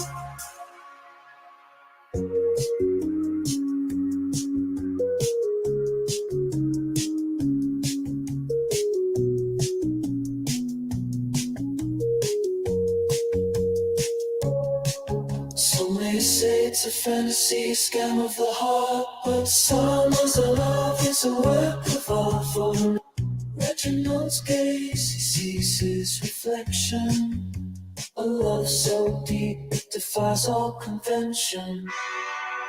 Oh, so love's secrets buried deep. He's known by many as a weirdo and a creep. In the heart of Kuwait where the night winds blow, he found his love in Reginald, his one true love. So let them talk, let them speculate. Salah and Reginald, they'll defy fate. For in each other's embrace they found Oh my gosh. a love that's pure, sealed with a kiss. Sealed with a kiss.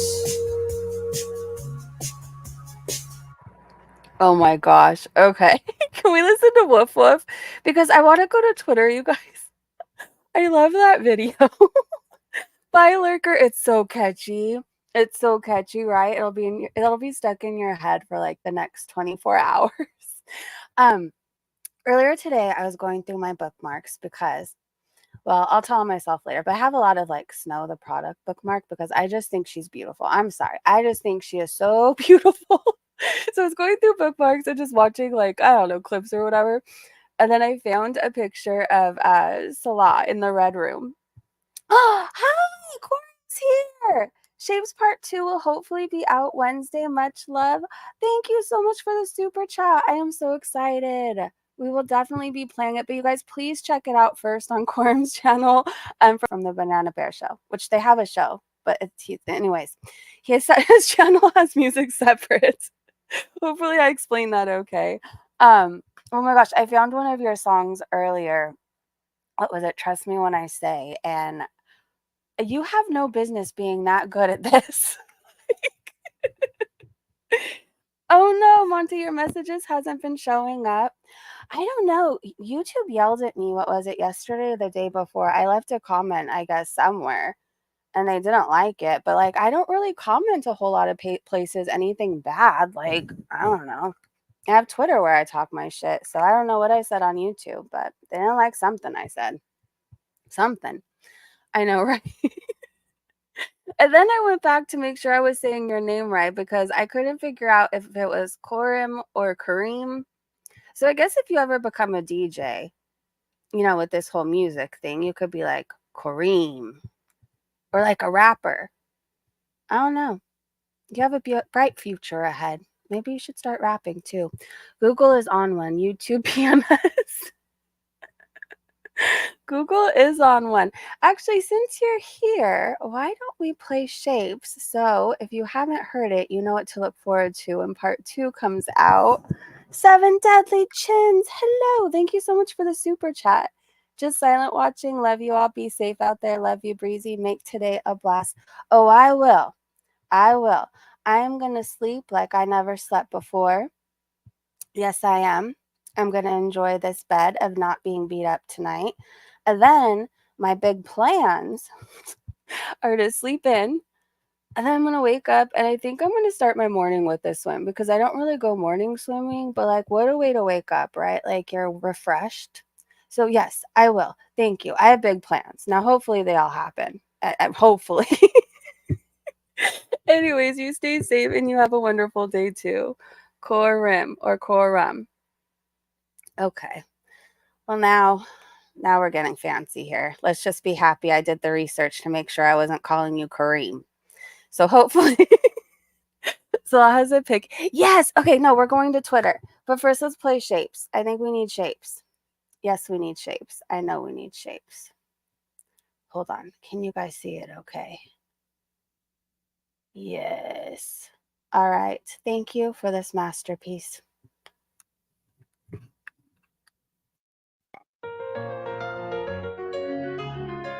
Here is a shout out to the channel, just breezing today, for introducing me to Girl World, a place filled with large play days. One big woman that is there, a person as large as a full-grown bear. Foodie Beauty, this song goes out to a song what I truly think about you. You are shapes, you're made of large shapes, big round ones including your circle face. You get mad, the facts are being told. Your blood sugar's the same level as a tub of rocky road. Foodie Beauty, you are shapes. Watching your food eating makes me want to die. If ever imagined you nude, I would rip out my eye. If you were a nice person, people would want to help. But the fact you're evil and your waist is the same size as Orion's belt. No one truly likes you online or in real life. How can you eat so much food without a knife? It's probably because you are shapes. You're made of large shapes, big round ones including your circle face. You get mad, the facts are being told. Your blood sugar is the same level as a tub of rocky road. Foodie Beauty, you are shapes. I hope you don't think this song is a diss track. All I am doing is stating the cold, honest fact that in basic terms you are really, really fat. A normal diet is something you lack, and that's why you are shapes. You're made of large shapes, big round ones, including your circle face. You get mad, the facts are being told. Your blood sugar is the same level as a tub of Rocky Road. Foodie Beauty, you are shapes. You ever think about you eat your feast? Traveling would be better, not using more than one seat. Didn't you take a homeless man home? You're so large, can't imagine any man can own. Did he need to use flour to find your dirty spot? You're so big you have more folds than a parking lot. And that's because you are shapes. You're made of large shapes, big round ones, including your circle face. You get mad, the facts are being told. Your blood sugar is the same level as a tub of Rocky Road. Foodie Beauty, you are shapes. This song isn't meant to offend, but here is a list of things you are bigger than: a large tiger, maybe a couple of goats, a refrigerator, all types of lifeboats, a football lineman and every quarterback. I can go on, but this song would too long if I did that. Because Foodie, you are shapes. You're made of large shapes, big round ones, including your circle face. You get mad, the facts are being told. Your blood sugar is the same level as a tub of Rocky Road. Foodie Beauty, you are shapes. You are very, very fat. You are mouthly obese. Yay! Okay, so part 2, you said people were saying it was better. I think it's just as good. I think this song, like, will always have a special place in my heart. Like, probably one day when I get married, it'll be played at my wedding. And no, Capone, here, you could relay this message. I am not in that good of a mood. No, no, no, no, no, no, no, hell to the no, no, no, no, no, no, no, no. Okay, is the point made? Is it clear? I'd rather shave my eyebrows for free. I don't know. Or like pluck my toenails off one by one. Or not shave for like a month and then get tweezers and pluck my leg hair out one by one by one, like all day for 24 hours until they were all gone. You made the mistake of including my child in a joke aimed at me. So I don't know what to tell you.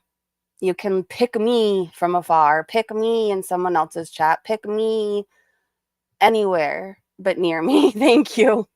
She wants to know why. You want to know why, Capone? You're part of a group. You were in Hikate's chat, which thinks it's like cool to make false claims and involve CPS and make disgusting lies and make false claims. So CPS goes and investigates and takes children out of their homes. She's friends with multiple people who have done it. And she, in a clip herself, which I may have on Twitter, said she would go and lie and say anything to CPS. And she's disgusting and she would do that. In fact, she wants to get CPS involved and call my family because I talked to Isaac. Yes, she does. And she made it clear, if I ever bring my child around Isaac, who lives in a completely different state or in completely opposite states, if I ever bring my child around Isaac, she is going to make my life hell and all this other stuff. Meanwhile, I have a daughter who is 11 and doesn't know what I do on YouTube and doesn't know who I'm talking to as far as that goes. She's 11. I made a mistake before letting her know when I was dating somebody, and I will never do that again unless I'm freaking damn sure. My daughter is happy, healthy, learning multiple language, involved in sports, so many different activities. She's loved. She has more than I've ever had in my life. She travels. She's planning to go to college. Like, she's planning what she needs to do at 11 in order to stay on track to go to the college of her dreams. Don't involve my child in anything online. Like, keep your hate for me online. Like, make videos. I don't care. Spend 12 hours talking about me. I don't care. Leave my child out of it. Me online is very different from me in real life. When I shut this laptop off, when I'm not talking shit on Twitter, I am a mom who's going on bike rides with her daughter to go feed the neighbors' horses. We're going on hikes. We go swimming every day. I sleep with her in bed every single night, holding her for the past, God, what, 2 weeks? You know, what I have to say about Foodie Beauty or whoever online has nothing to do with who I am as a mom or how I parent. And the lies that these people are spreading, I'll keep going, Capone, unless you want to know, are that Isaac has done these horrible things. In fact, Kate keeps lying. The stuff she's lying about is really disgusting and vile and ruins lives and involves children. And you're part of that group, Capone. Like, you think it's cool for your friends to call CPS on people just because they don't like who they're friends with or talking to or flirting with or whatever, or what they say about Foodie Beauty or whoever. And then you were quoting me, talking about when I talk about my child, and like, I don't know how people have been racist towards her, and I've called her my beautiful biracial child because she is. And she's not ghetto as people call her because the color of her skin, as people have called her online. She's not this, she's not that because she's not white. She is beautiful. Every part of her is beautiful. So yeah. So Capone, you going in Hakate's chat, who wants to ruin my life and call my family and involve CPS, and is friends with people who have called CPS on Isaac and had horrible things done to his kids because of their lies, you associate with that. I don't think it's cool to lie to CPS. I don't think it's cool to call CPS unless somebody's actually in danger. I don't think it's cool to make fun of people talking about, like, basically don't talk shit about my beautiful child because she's biracial. I don't think any of that is cool, and I don't want to associate with trash like you. That's just it. I've given you so many chances, Capone. Since you want to know why, I've given you so many chances. Like, you've been in chats where people are lying about me as a mom, saying that I'm out drinking and not actually at home with my child. And like, you find all this stuff funny. You've made fun of my appearance. Like, I don't know. Like, why do you want to hang out with me if I'm so ugly and if I'm a horrible mom and if I'm stupid and this and that? Like, why do you want to be here so bad? Why? It doesn't make sense. If you want to hang out with people who want to call CPS on me, like, why do you want to hang out here, right? Like, it just, I don't know. You told me before, I pick you, Breezy. I pledge my allegiance to the Breezy. And oh my God, like, you were so obnoxious about it. And then you go and talk shit about me even more. Like, keep your snake ass away from me. I'm good over here, Capone. I'm good over here. I'll tell him her. She said she blocked Hecate and has disavowed her. Oh, God. Until next week. Oh, please. This is what Capone does. You want to know the truth? Capone gets kicked out of every freaking chat and every place they go. At some point, Capone has to realize it's a them problem. It's not everybody else. Like, at some point, if 20 different people have blocked you, like, you have to look at what you're doing. Like, I thought they were lonely too, Monty, and I said that. Oh my gosh, like, I've said that. My mods can, like, vouch for me. I've said that. Like, I felt bad because I thought she was like this lonely woman who needed people to hang out with. But like, the shit that she says about me, I'm sorry. There's only so much I'm gonna let slide. And like, when you're involving my child to like get digs on at me or jokes, like, I'm just not gonna give you any more chances. Like, I'm sorry. Go be lonely somewhere else, you know? Maybe you're lonely because the people who are kind to you and give you chances, you slap them in the face or stab them in the back, you know? I don't know. There's not any nicer way of saying any of this. Sorry, there's not. I don't know. People call me fake, but I'm really not. There's no nicer way to like put that. I don't wish anything bad on them, but like, they probably shouldn't associate with people who think calling CPS is fun, you know? I'll say this. I'll say this. If you actively want to get my child taken from me, knowing the hell I have been through to get her back in my life, like, you're sick. And if you've called people or CPS on people before and made them, their children, undergo rape tests because of your lies. You're sick, and I don't want you anywhere around me or my channel. My daughter had a mom who was an alcoholic the first few years of her life, at 5, when she turned 5, I went to basically everybody and said, "Give me my baby back. I want my baby back." And she's been with me since. She's 11 now, so 5 to 11. I've had her longer than I was without her. But we went through the courts and CPS and the baby daddies and all that stuff. And I fought really, really hard. Like, I went through multiple different programs, treatments, rehab, sober livings, took every single class I could possibly take to prove to everybody I was changing my life around. I didn't even need anymore to get like my cards filled up for AA, but like I'd make myself little cards to just show people how much I wanted to change. I got testing done even after I didn't need to be tested anymore. So like, why? And she's like a child, and she went through having a mother with an addiction problem, and she experienced that very, very young. But luckily she got to see her mom get her shit together. Like, she got to see her mom become somebody that nobody trusted to somebody everybody's calling for help, which is pretty dang cool.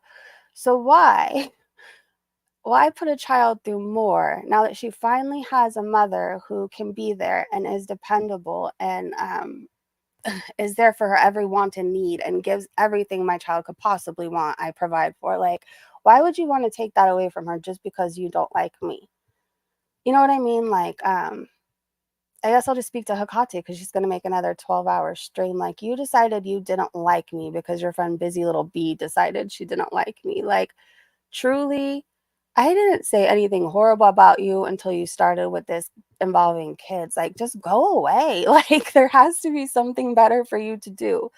Like, you clearly have a massive drinking problem, Hecate. Like, it's really bad. And I'm sorry, I'm just going to call it as I see it because I've been that embarrassing drunk that everybody's telling to stop drinking and to just go to bed. I've been there. And when you drink, you say some of the most disgusting and vile stuff. Like, I don't care. Like you flat out said, I'll be disgusting. I'm disgusting. I'll lie to CPS. I don't care. Like, if that's what alcohol makes you do, you should probably never touch alcohol again. And then lying, letting everybody to believe you're like this lawyer. Then we find out you didn't even finish school to become a paralegal. And then you're making fun of my looks nonstop, like literally bringing up pictures from years ago, like just nitpicking everything. And then I see like you're about 60 pounds heavier than you filter yourself for your like escorting business and all that stuff. Like, I don't know what you actually are and what you really have a lot to take care of. I don't know. Maybe you could finish school if you stop worrying about me, but like, stop involving my kid. Like, you just need to stop with that.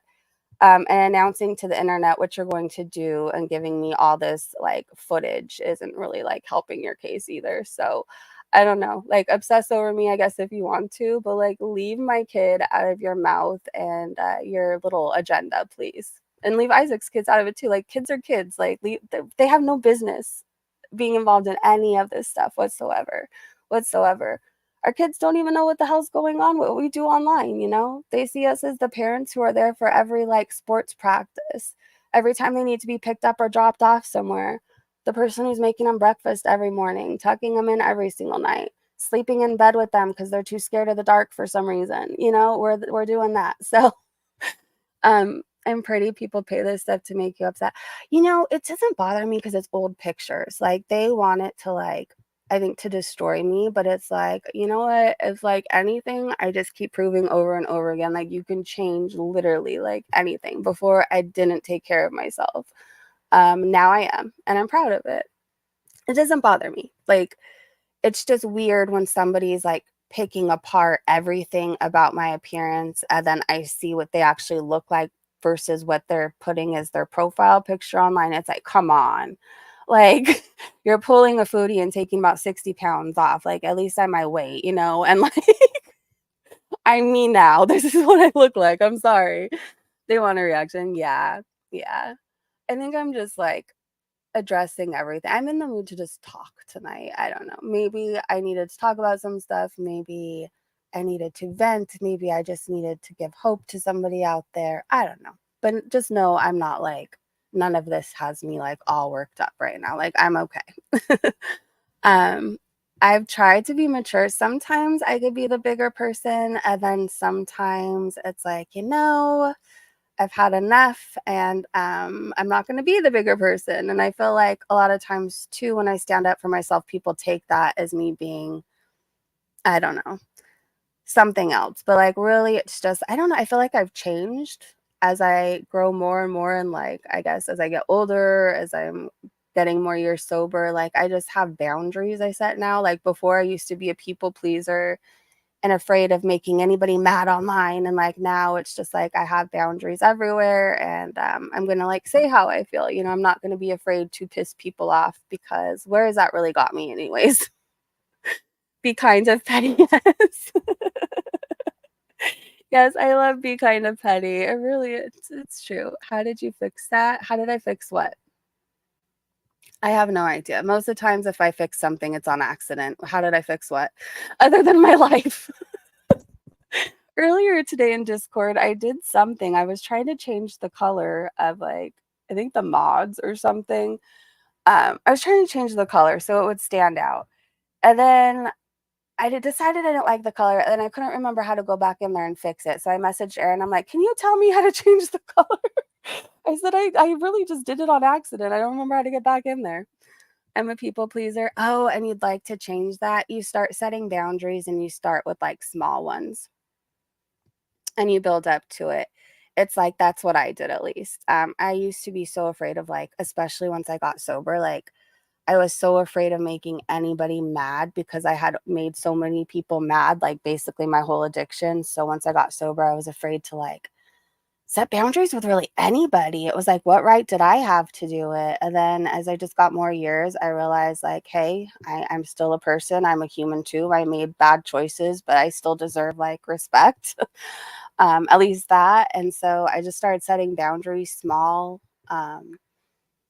And some people really didn't like it, and some people respected it. And then most of the time, the people who don't like it at first, like, come around. And then once I started setting boundaries in my real life, it made me able to set boundaries with people outside of that. So I guess start small, um, and then set your bigger boundaries once you feel like you're on a little roll with them, I guess. I don't know. That's how I did it. Classy is a good word. What was the movie with Jim Carrey where he says yes to everything? Oh, I can't remember. Is it Yes Man? No, I don't know. He goes to a seminar and has to say, is it Yes Man? Hold on. Now it's going to bother me. Jim Carrey. Yes. Yes Man. I think that's it. Yes. Okay. There you go.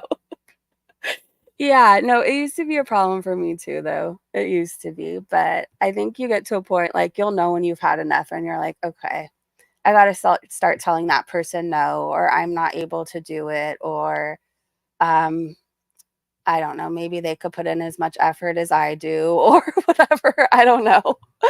Or I really don't like when you say this to me, or I really don't like when you do this, or hey, this is really bothering me and I don't want it to, like, progress. So can we just talk about it now, or have a conversation about it now?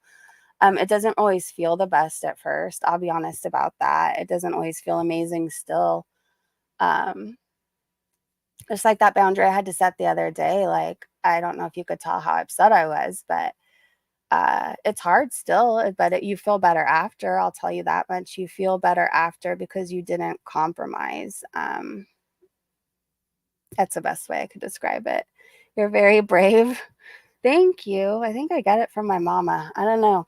I don't know. I guess let's talk about some foodie stuff. You guys ready to talk about some foodie stuff? Now I want to watch Yes Man because I don't really remember much about it. All right. So I was going to go to I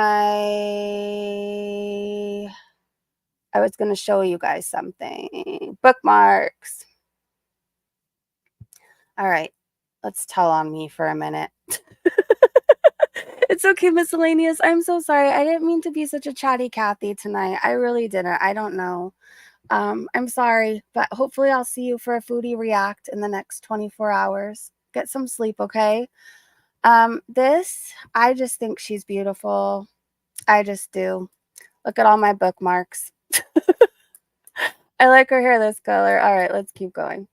We're getting to the red room picture. There we go. Oh, see, I even bookmark Isaac. Isaac, if you're listening, hello. You joined my bookmark club. You should feel very special. Let's see. Okay, here's the red room picture.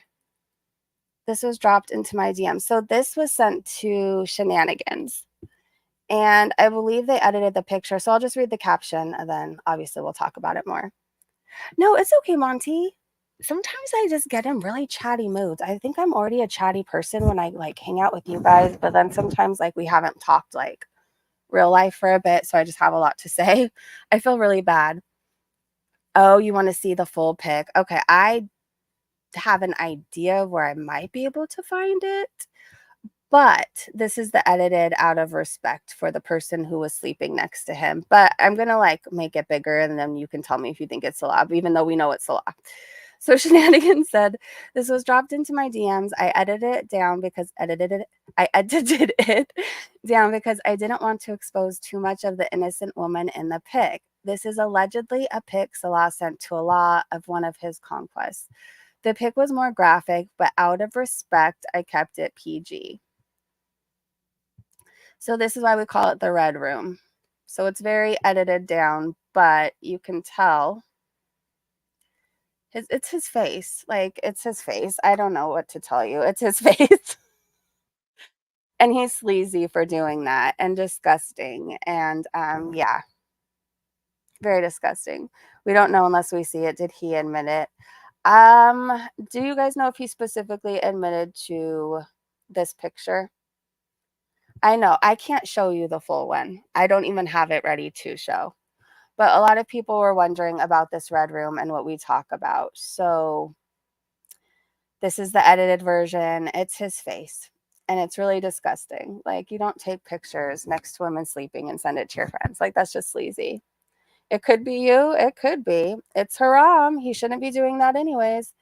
Then Shenanigans said Salah is a predator. Let me just remind Chantel that her husband had sex with a woman, took a picture of her while she was sleeping, and sent it to a friend. I had to crop this pic out of respect for the woman, but there was actual nudity. Think about how predatory that is. Yeah, I'm not a fan. You know what? It is you, Monty. That's your eyebrow tail. Salah is innocent. If you say so.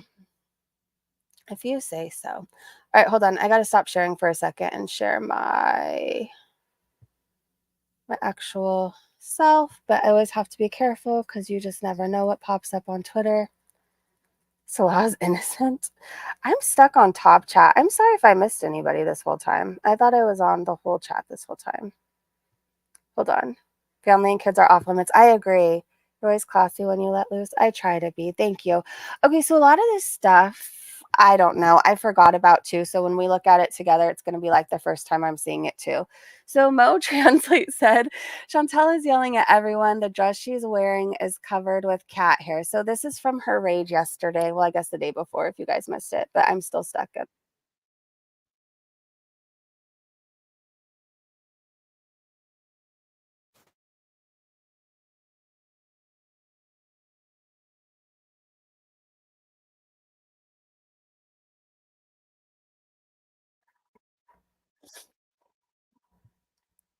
Uh-huh.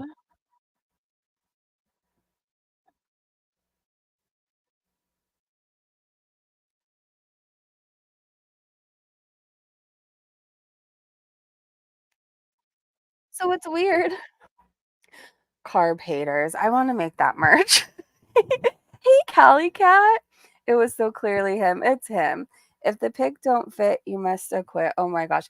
Anyway, she's filthy. Ray shared a picture. I think it was Ray. Somebody in our Discord earlier shared a picture and like Foodie had like food or something all over her sleeve. She's disgusting. Anyway, so we saw that happen. She was in a mood. I don't remember why I retweeted PG, you guys. Oh, this whole thing, they both need to knock it off. Her and Monty, I say it all the time. I have a special place in my heart for PG.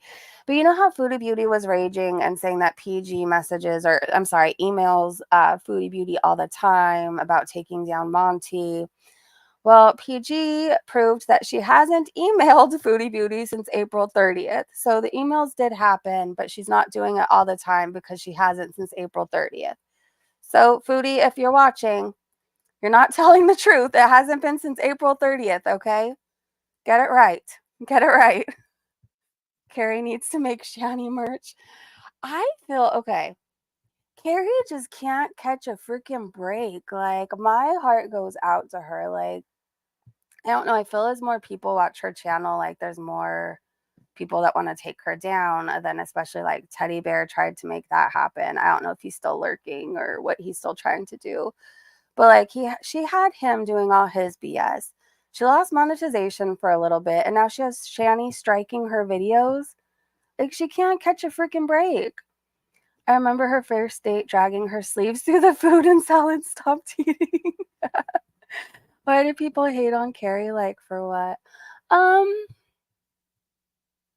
don't know. I don't know because I don't see her as like the people that hate her do. Um, I know now that she's using her voice more and standing up for herself, a lot of people don't like that. I think she tried to be nice when she first came on YouTube too, from what I've seen anyways. I think she tried to like please a lot of people, and once she was tired of getting shit on, she started standing up for herself, and a lot of people didn't like that. But like, I feel like that happens with mostly like every YouTuber. People change and people get tired of being like walked all over, shat on, or lied about, or getting their family dragged into shit, or their children being talked about. And then people just find their voice and they use it and they start saying, no, this isn't true. Look, or start showing receipts, or, you know, I just feel like that's a big part. I feel like she gets a lot of people that watch her to tune in for Shani because she has a long history with Shani. So, of course, there's going to be people jealous of that. Maybe there's people that don't like some of the things that maybe she said and done, but she's taken accountability for, which I get that. She's taken accountability for things. I don't know. I don't have a bad opinion of her. I just don't. Carrie, yeah. Carrie, she covers Shani for Christ. And basically, if you ever want to be all caught up on them or want to know what's happening in real time with them, like, she's on it. And she's really good at what she does. She's really good. But if you don't like, you know, creator drama sometimes, or you don't like people using their voice and sticking up for themselves, you might have a problem with her. But I think she's great. I do. Is she in? Yeah, so she does a lot of coverage. She's like the main coverage of Shani and Rev. Well, there's other people too, obviously, but she's always on top of everything. Oh my gosh, Corum! No clue about these people with the brazen hate. F those guys. You stay you.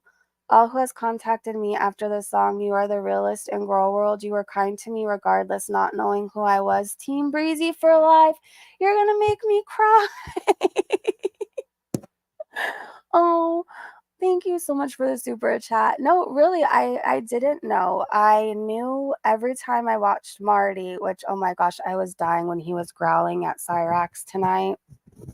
Oh my gosh, I was rolling. Like, and then when he was playing his music of the zooming in his car and the hot tub in LA,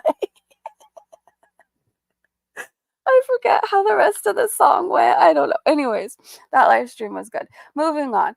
All I know is every time I would tune into Music Biz Marty, and Cyrax was raging, he would ask, could you say the Banana Bear Show? But can you say Banana Bear Show? And Cyrax would always like avoid it. So I was familiar with the name, but I didn't know like you were, I don't know. I didn't know who you were until you came in, and you were so kind and so lovely here. And so I was happy to see you when you came in again.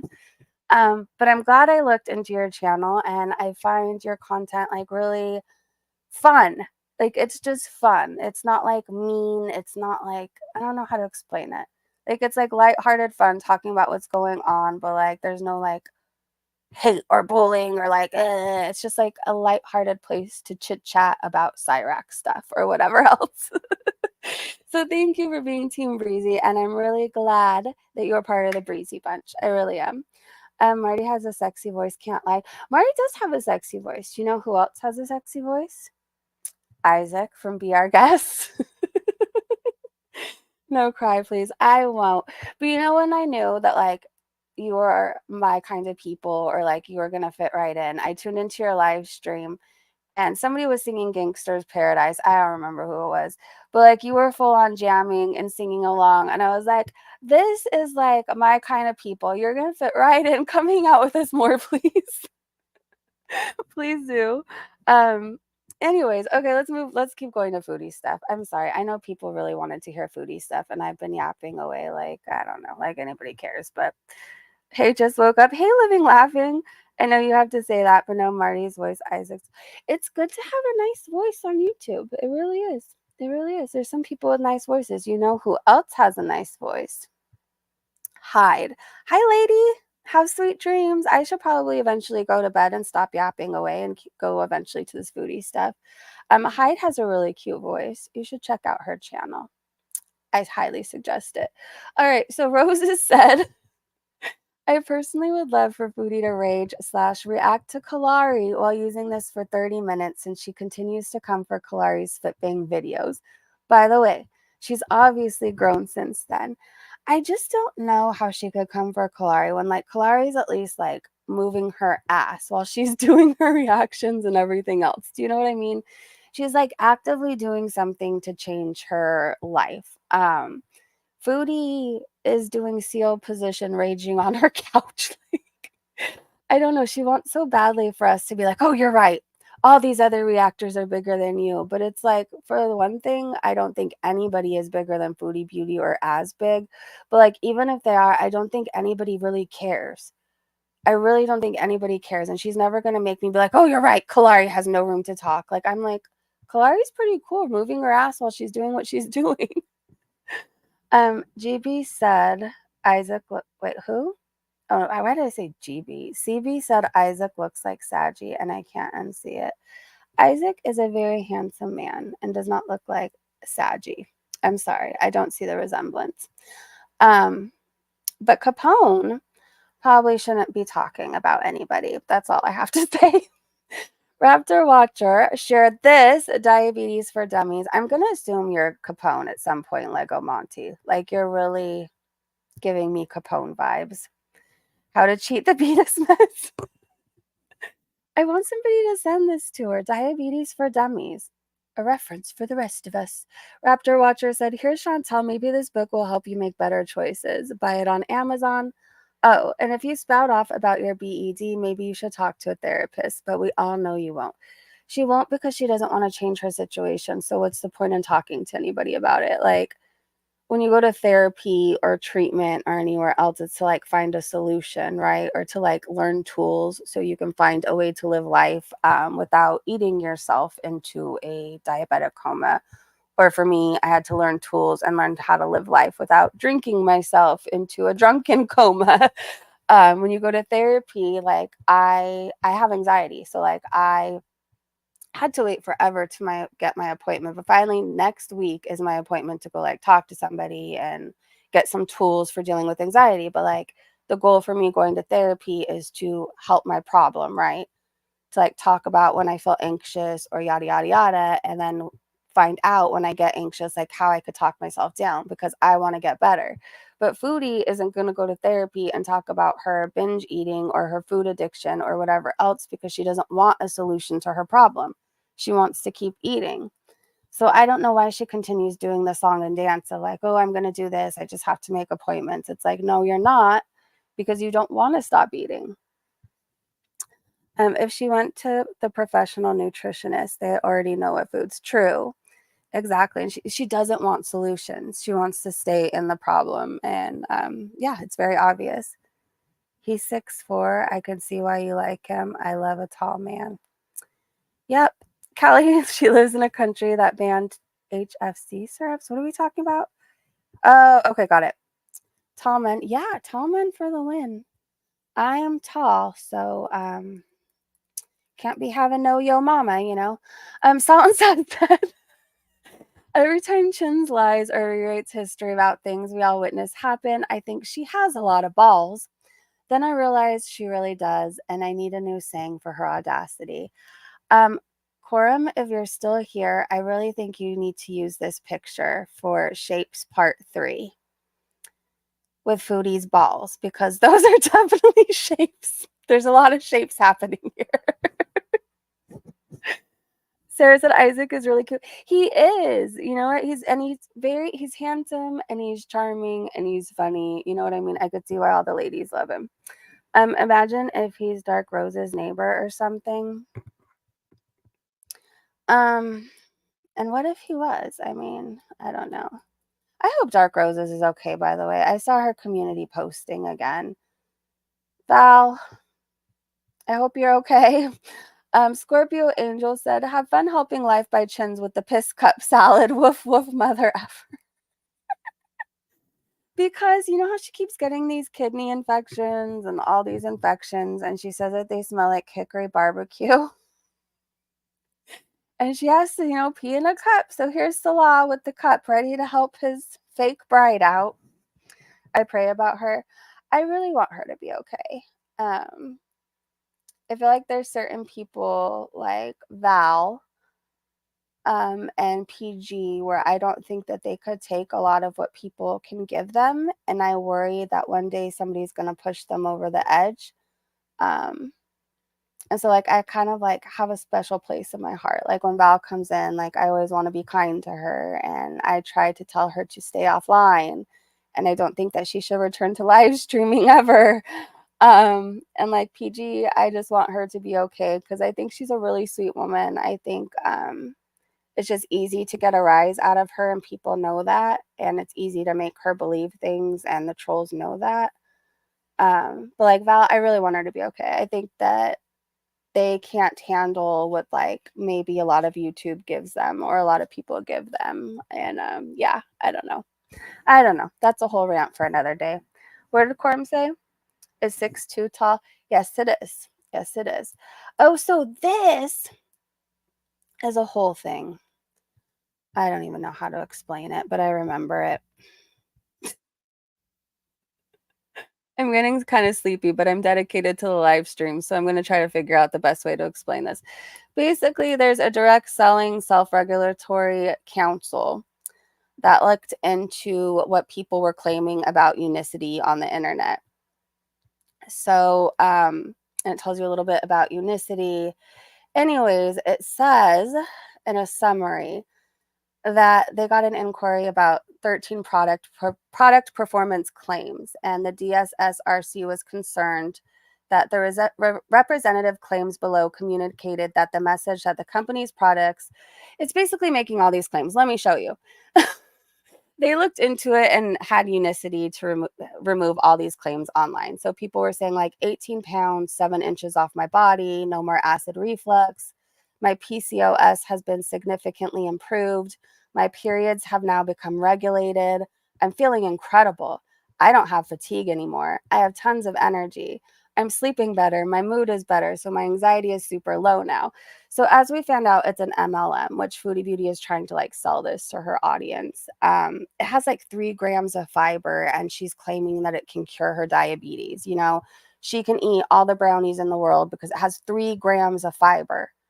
Now, when I looked it up, it said 3 grams of fiber is an okay source, but listed a number that was way better. It was 3 grams is okay, but it's a little bit more in unicity. The fiber's a little bit more in unicity than in Metamucil, but not by much, you guys. If you look it up, you can find it out. Anyway, so we know people are making all these claims. It's an MLM. Somebody said, how I lost 20 pounds in 2 months. The best way I've seen to manage weight, diabetes, hormone imbalance, and restore a metabolic process. It makes all these claims. I don't know. Let's see a little bit more. Video of blood sugar results with audio stating, it's the results for me. Look at that. You can't beat it. Unicity. Get on it. So anyways, they looked into it, and Unicity had to have these people who posted all these claims remove them. It says, do you know anyone who wants to lose weight with changing your diet? Unicity helps with all that, plus high cholesterol, high blood pressure, etc. I controlled my pre-diabetes and high cholesterol, lost fat, and then started sharing, feeling great with others. I built a multi-million-dollar business without overhead and headaches, giving financial freedom to be a dad. Come on. Wait, what? Yes, that's the main channel. I'm panicking. You can't find Carrie's channel. Don't do this to me tonight. No, no, no, no, no. Okay, but if she's gone, I have her backup. I'm not mad at you, by the way. I just really don't want to see her lose her channel. I really like her. Okay, I'm going to give you her backup. I know she was going to start posting here. This is her husband's channel. So she was privating some videos earlier when she got another strike from Shani. And she had done an update before that. And then there was a community post saying that there was either going to be videos privated or she was going to start streaming here in the meantime. So I can reach out to her. Actually, I have her number. Hold on. I'll just find out. I don't know if she, well, actually, is it rude? It's like not, it's really rude for me to reach out to her right now. I'm not texting her right now. I will reach out to her in the morning. Oh my God, I hope she's okay. They're all privated. Yeah, I forget sometimes just because I'm up, the rest of the world isn't. So I'm really glad I caught myself. Even though I keep my phone on do not disturb, other people don't. But I promise you in the morning, I'll just reach out to her and say like, hey, are you okay? I promise. Did I share the backup? Yeah. Okay. So that, subscribe to that channel, you guys. And she should be streaming there. I typed in Carrie Board Housewife. I mean, I don't see it, but hold on. I'm so bummed. No, she's there. All right. Well, subscribe to that other channel just in case. She's there. There's just 2 live streams up. Okay. Well, just subscribe to the backup. I'm sure everything's fine. It's so stupid as their ingredients are so low that they don't have any benefit. Yeah. Why did I stop sharing again? Okay. Let me finish reading your comment though. It's so stupid as the ingredients are so low that they don't have any benefits for diabetics. Besides, it's illegal to make those claims. It is. Let me finish showing you what this says though. So basically, the end result is that DSS, yada, yada, yada, looked into it. And so Unicity had to begin contacting the individuals, it says, responsible for the social media post to request that the claims be removed or modified, resulting in the successful removal of 11 of the claims at issue. So I was showing this to show. Let me go back to that. I typed in, yeah, she's there. She's there. She's probably just being safe right now and not giving Shani anything else to go after. So Cannabis said, Foodie Beauty, you should really stop falsifying information about Unicity or they will make you stop. Because remember, she's basically saying she could eat whatever she wants because of this Unicity. She drinks it and her blood sugar magically is lowered. Even though I didn't really think about this then, but like she ate the brownie and then tested her blood sugar right after. Doesn't it either like go up throughout the day? I mean, like I said, I'm not diabetic, but I'm assuming that's how it goes. You guys, yeah, we're still up. I can't stop talking tonight. Like, I know I need to eventually start my journey to go to bed, and I just am yapping away. Good to see you. They gave her 2 strikes last night. I hate that so much. But what I will say is Carrie has worked really hard to make sure like everything she does is transformative. Especially after her channel was demonetized for a while. I know she worked really, really hard. So I don't think it'll I don't think it'll stand, and I don't think Shani will go to court. Like she's not going to see that through. She doesn't even leave the couch. She won't even leave the couch to shower. We think she's going to take Carrie to court, and with what money? Her friends had to scam money out of me to buy her pizza. Like how are with what? Anyways, but that's still a bummer because she has to wait like 10 days. I don't know. I hope Carrie takes a long ass vacation somewhere really nice on an island somewhere after all the BS she's been through. And she needs the number to go down, not stay the same. Yes. She tested it 1 hour after eating the brownies. Okay. Blood sugar is at its highest 2 hours after food intake. Well, there you go. See, I think she's trying to find ways around it then. I just retweeted this because I know Hikati is watching, and Isaac said it's been close to 3 weeks after Hikati said she was going to destroy me, put spells on me, and end me. She has streamed up to 12 hours sometimes just watching my content. She's a reaction channel, nothing more, and can't do shit. Clout chases over, you're blocked. So, yeah, I don't know. I think she's just like, I think Agate gets drunk and just has nothing else to do but live stream and mess with people's lives. But I think the best thing for everybody probably is just to ignore her and let her be a fan. So I'm agreeing to. I'm gonna just bleh. It's gonna be hard because I really want to talk shit about her, but it really like I don't know. Eventually she's just gonna end up in rehab anyway, so hopefully she just goes away. But hopefully, I will say this before I vow to just not give her the attention she so desperately wants. Hopefully, she's smart enough to leave the kids out of her BS. Hopefully, she's smart enough. Oh my gosh, Jethro, she is this it's gonna sound like I'm dissing her, but this is just like what she comes into girl world as like her things in life, like her, hi, I'm Hekate, I'm a witch, and I'll put a hex on you if I don't like you. And I'm also an escort. And she like talks about being a hoe non-stop. Like if she's not obsessing about what I'm doing or something Isaac said, or really upset that I say hi handsome when he comes in a live stream, like literally if I say that, she will live stream about it for 855 hours. But these are her things. Like she came into girl world like, I'm a sex worker. I'm a hoe. You could pay me for sex. Here's my ass. Here's this. Here's this. And like sharing pictures of her that look nothing like what she really looks like. And she really brags about putting hexes on people. Like if she doesn't like you, she'll put a hex on you. I don't know what else to say. And like she gets drunk every single live stream and embarrasses herself to the point where people tell her like to log off and to go to bed, and she just goes too far. Like she lies out of her teeth and she comes up with these like little stories in her head because she's drunk, and you hallucinate sometimes when you're drunk and like make shit up in your head, and then she like runs with it. And she's just like a terrible person. Like I really don't care that she's a hoe. I just wouldn't like brag about it like she does, I guess. I think people make your money how you want to make your money, but like she brags about it, so I guess I'll just call her a hoe. I don't know. The more she drinks, the more disgusting she gets. And I don't know if she realizes that because I don't think she's been sober for a very long time, for like even an hour. But you can tell like the more she drinks and when she starts slurring and stuff like that, she just becomes more disgusting and hateful. And she's like obsessed with people's kids right now and making them pay because she doesn't like their parents.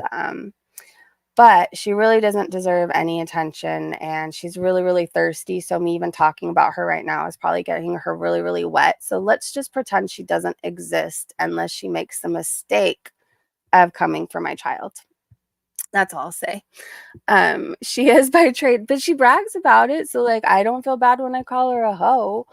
Yeah, but let's move on. Like I don't really care. Like you know, I guess have another drink and let's move on.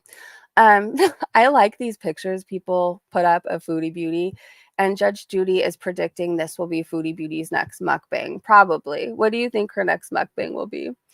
And this also looks way more realistic, like than what Foodie Beauty filters herself to look at. Catfish likes me. Live your best life. I really am liking this Power C vitamin water. Like it's really doing something for me. It makes me feel fancy. Aren't they great? I love these pictures. Oh gosh, just as I vow to never talk about her, this is what she really looks like.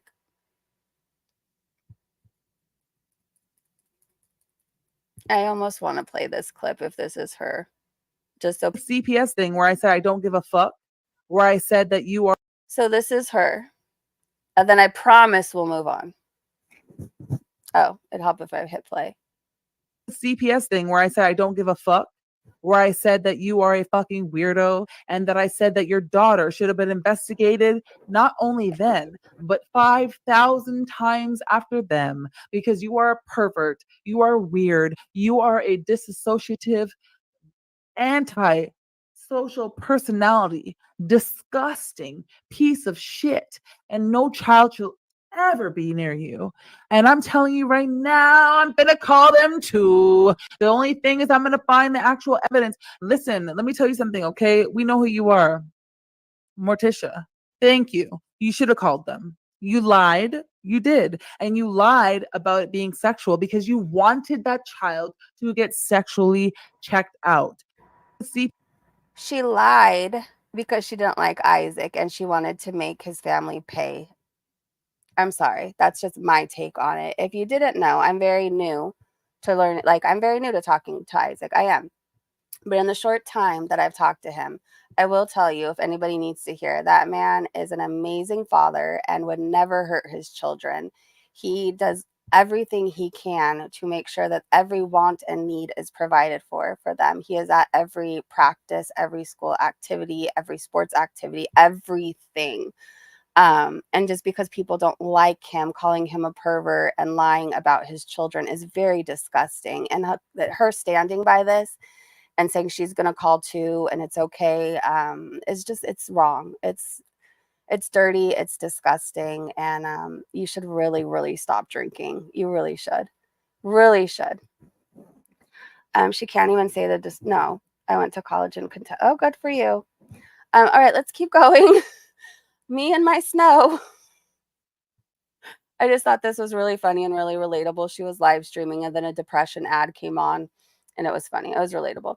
Anyways, it's all rainbows and unicorns said diabetes medical misinformation can be reported on her live dinner stream at the 1940 or 19 minutes 40-minute timestamp. So just to let you know, I'm just providing information right now. I'm not encouraging anything.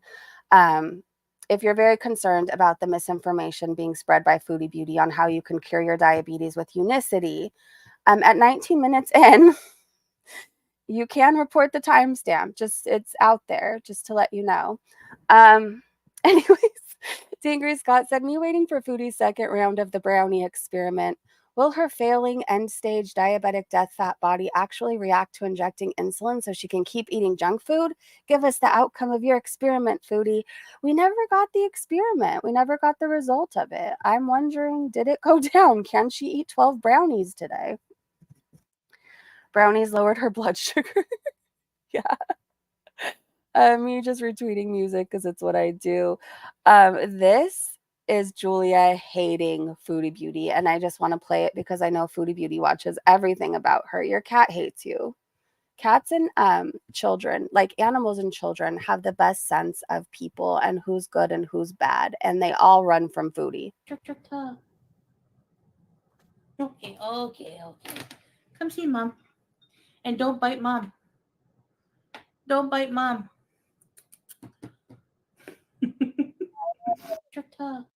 That cat hates her.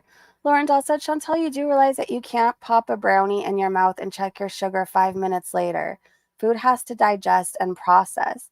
One brownie could make a difference in your reading 5 hours later. Stop being so stupid. It's head aching. I'm just going to let this tweet pass. Just going to let it pass. Hold on. Let me just let it stay here for a second. All right, let's keep going. Cowboy Dog asked, $5,000 cash to sniff Chantel's gaming chair for a full 5 seconds, for a full 5 sniffs. Yes or no? So let me say it again. Would you guys take this? $5,000 cash to sniff Chantel's gaming chair for full 5 sniffs. So 5 sniffs. Yes or no? I said no. Somebody change the amount to like 100K maybe. I don't know. Maybe, I can't think of any amount of money because then I'm going to have to like pay for therapy. It's going to cost a lot to fix me after sniffing it. But Taylor Vaughn did say in the replies, if she was sick with COVID, then she would accept the challenge for 5,000 because then she would already be really, really sick. So like, what do you have to lose? And I guess that's the only way it would make sense. Like if you were already deathly ill, why not? And like maybe you can't even smell anything anyways. So yeah, but an FFG would do it for free. I don't think so. I don't know that anybody would do it for free. Anybody, no matter how much they like covering the person. man. I don't know what this is and why it came up over here. Okay. So Hidden Truth said she should remember this next time she finishes that brownie. She did a lot of talking in this, especially with her saying she was never going to eat junk food again because she reset her palate. Never again eating junk food, shepherd pie, because it was bad for her. What was she thinking? She said. Okay, so this is going to be important to hear and remember in case we forgot. You know what it is? Like when I was like, I've had a lot of time to just think and be in timeout. And it's like, I just went through this. And then you start feeling better. And then you just like completely forget about how you were. Like, and it's like a mix of like addiction to food just completely overtaking your brain and like denial, delusion and denial, like denial, especially that you have to stop eating like that. Like it's, you know what I mean? It's that or like dire consequences. And it's just like, you can't live like a normal person anymore. Like at all. Like at all. Hello, Island Dragonfly. Hey, everybody. Oh, Tizzy, somebody delete. Actually, just reading that made me remember and cough. It's not like it's like a stupid dry cough. It's not like a bad one. It's like before. Yikes.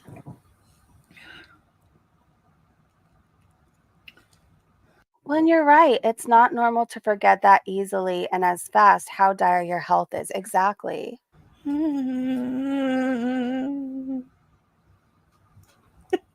Stop! Babe.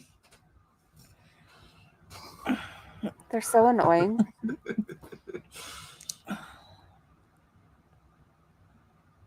Was this the live we swore they were doing something in the background sometimes? I'm having like a weird memory.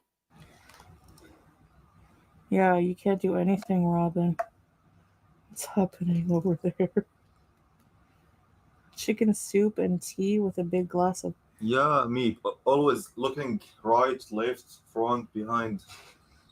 Open your wide eyes. What? Okay, well. Babe, you're making the best. Ow. One. Even the brownie, like seriously, I just finished saying. I don't know. She's gonna end up dying over this brownie. This is somebody named James Brightman.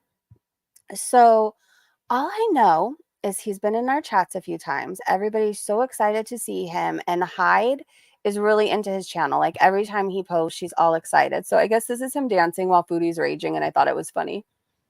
Like seriously, her and friggin' Yaba, who's a friggin' has a hypertension face, are gonna tell me what is good for me to eat? Really? Really?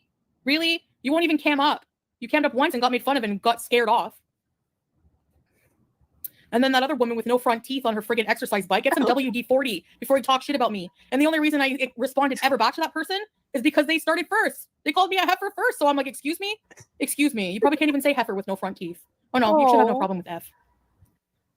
Like seriously, I really hope when Foodie loses all of her teeth, somebody puts like a bunch of clips together and her coming after everybody else's.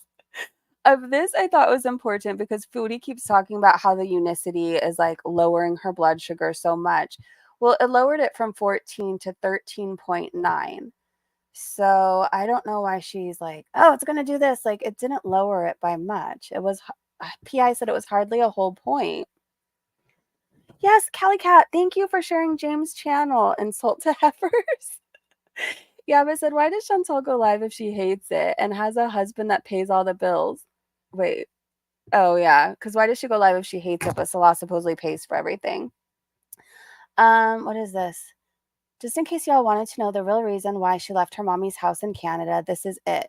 Smee held her accountable and made her get up and be productive and changed her food habits. She wanted no part of that. Salah lets her be destructive because he never cared. Exactly. I'm 40. It's not up to anybody else to tell me what to eat. It's not up to Salah to slap my hand and say, don't eat that. Even if he does say don't eat that, I do it anyway. I do what I want. I'm freaking 40. No one's going to tell me what to do at 40. Like, seriously, give me a break. And exactly, I'm 40. It's not up to anybody else to tell me what to eat. It's not up to Salah to slap my hand and say, don't eat that. Even if he does say, don't eat that, I do it anyway. I do what I want. I'm friggin' 40. No one's going to tell me what to do at 40. And how's that working out for you? I don't know. If my mom came to me tomorrow and said, I'm concerned about whatever you're doing, let's say I'm doing something that really concerned, I would listen to her. If my sister came to me and said, I'm concerned about you doing this, I would listen to her. But I guess when you're in active addiction, you don't. I had plenty of warnings and I didn't care. I thought I knew better than everybody. This is Pulpy's reaction to her raging, I think. Yell at me again. Brownie. That didn't even spike my blood sugar, mind you, at all. No life. People have no life. There's a big fat nothing burger they react to every day. There's nothing. Like, get a life. You're all fat. Go on a diet and cam up. Over. Yell at me I again. love it. Brownie. That didn't even spike. I love his reactions. I only see his reactions in clips, but I'm always happy to see him. Oh, this is so disgusting. I don't know. And then if I play this, we can't end on it. Oh, are you guys in the mood to be grossed out? Tell me the honest truth. Pulpy is an angel on earth. Yeah, I always like the reactions I see. It just makes you smile. Okay, but this is something that Negs admitted to, and it was one of those things where if I had to hear it, so did everybody else. Okay, so it's a clip of Negs explaining this, I'm just going to call it ranch, but you can see on the screen, a ranch cracker eating game that him and his friends used to play, and it's absolutely disgusting. I don't know, just use your imagination before I hit play and you guys hear it, so at least you're mentally prepared. Okay. Cracker. And everybody, you know, and the last guy to skeet, he has to eat the cracker. It's totally just a normal game that straight dudes play together after a 6-pack of PBR. Cracker. Do we have any straight dudes in the chat right now that can tell me if this is a normal game? And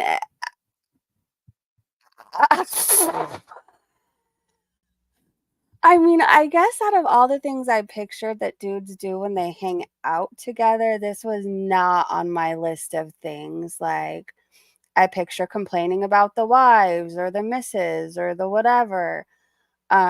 Fishing, playing pool, drinking while you're fishing or playing pool.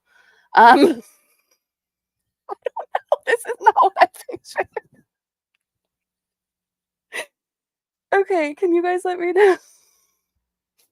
I have never played it. Good to know. Cringe Corp said good to know. Big Mama Prawn said no, we don't. It's not where you're from, Tone. Okay.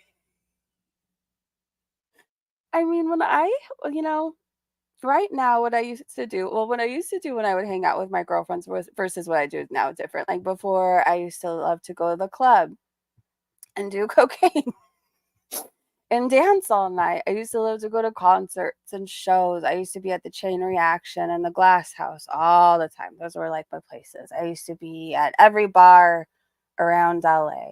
But like now when I hang out with my girlfriends, it's like coffee or like play dates, stuff with the kids. Anyways, we don't do any of that. There's no getting off on crackers and sampling them. Maybe I'm missing out in life. I mean, should I start doing? This sounds so disgusting. I'm sorry. There's no way I could find. I need to move on from looking at him. I will never look at him the same and his ranch crackers. I live in an open carry state. Good luck, Jethro said. Did you miss it? Did I miss a hi? Callie, what happened? Oh, you're talking Panda. Panda, don't ever do it. Don't ever do it. I had this weird thing where I liked, I don't know, putting things up my nose, and I can't really explain it unless you were into it. At one point in your life, I think you become addicted to like the burn or the pain. It's weird, and I don't want to trigger anybody. I'm just telling the truth. I don't know. I wish I never did it. I can't think of one thing good that it brought to my life. And It was horrible. I always like felt like I was dying. Like it was only fun for 20 minutes and then I always felt like I was dying after. Like it was not a fun experience at all. I never did anything while drunk because I know that I am. Well, there you go, cringe. There you go. Like, oh, I'm not going to be smelling it. I'm not British. I just tend to use British spelling. Oh, got it. Well, thank you for letting us know, Panda. Well, I'm glad we know that that's not a normal game. I can sleep tonight now. This is Foodie Beauty. Wait, how long ago? I was going to say 2 hours ago, but it most definitely wasn't. 4 years ago. Foodie said, fat people don't deserve hate just because they don't want to share weight loss. We are allowed to change our minds X amount of times. If you don't like it, unsubscribe. Please unsub and leave me the hell alone. I don't have diabetes.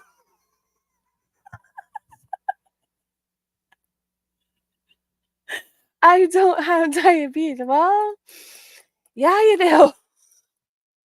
Oh my gosh. I'm sorry. I'm still like thinking of this cracker and I have like the saltiest taste in my mouth and I wish it would go away. I don't know how I'm gonna survive this. I'm addicted to, oh my gosh, I got the Mexican that's made with real sugar. Okay, that's the best kind of Coke though, and people are gonna clip that. But we're talking about this soda. Okay, Queen of WTF said, what I found amusing about the rage last night was that the most of the people giving her shit about the brownie were her members and subscribers in her chat. Reactors hadn't even said anything yet, but most of the rage was directed at reactors. Yeah. I don't know. I'm happy to be Foodie's punching bag. It's kind of fun sometimes.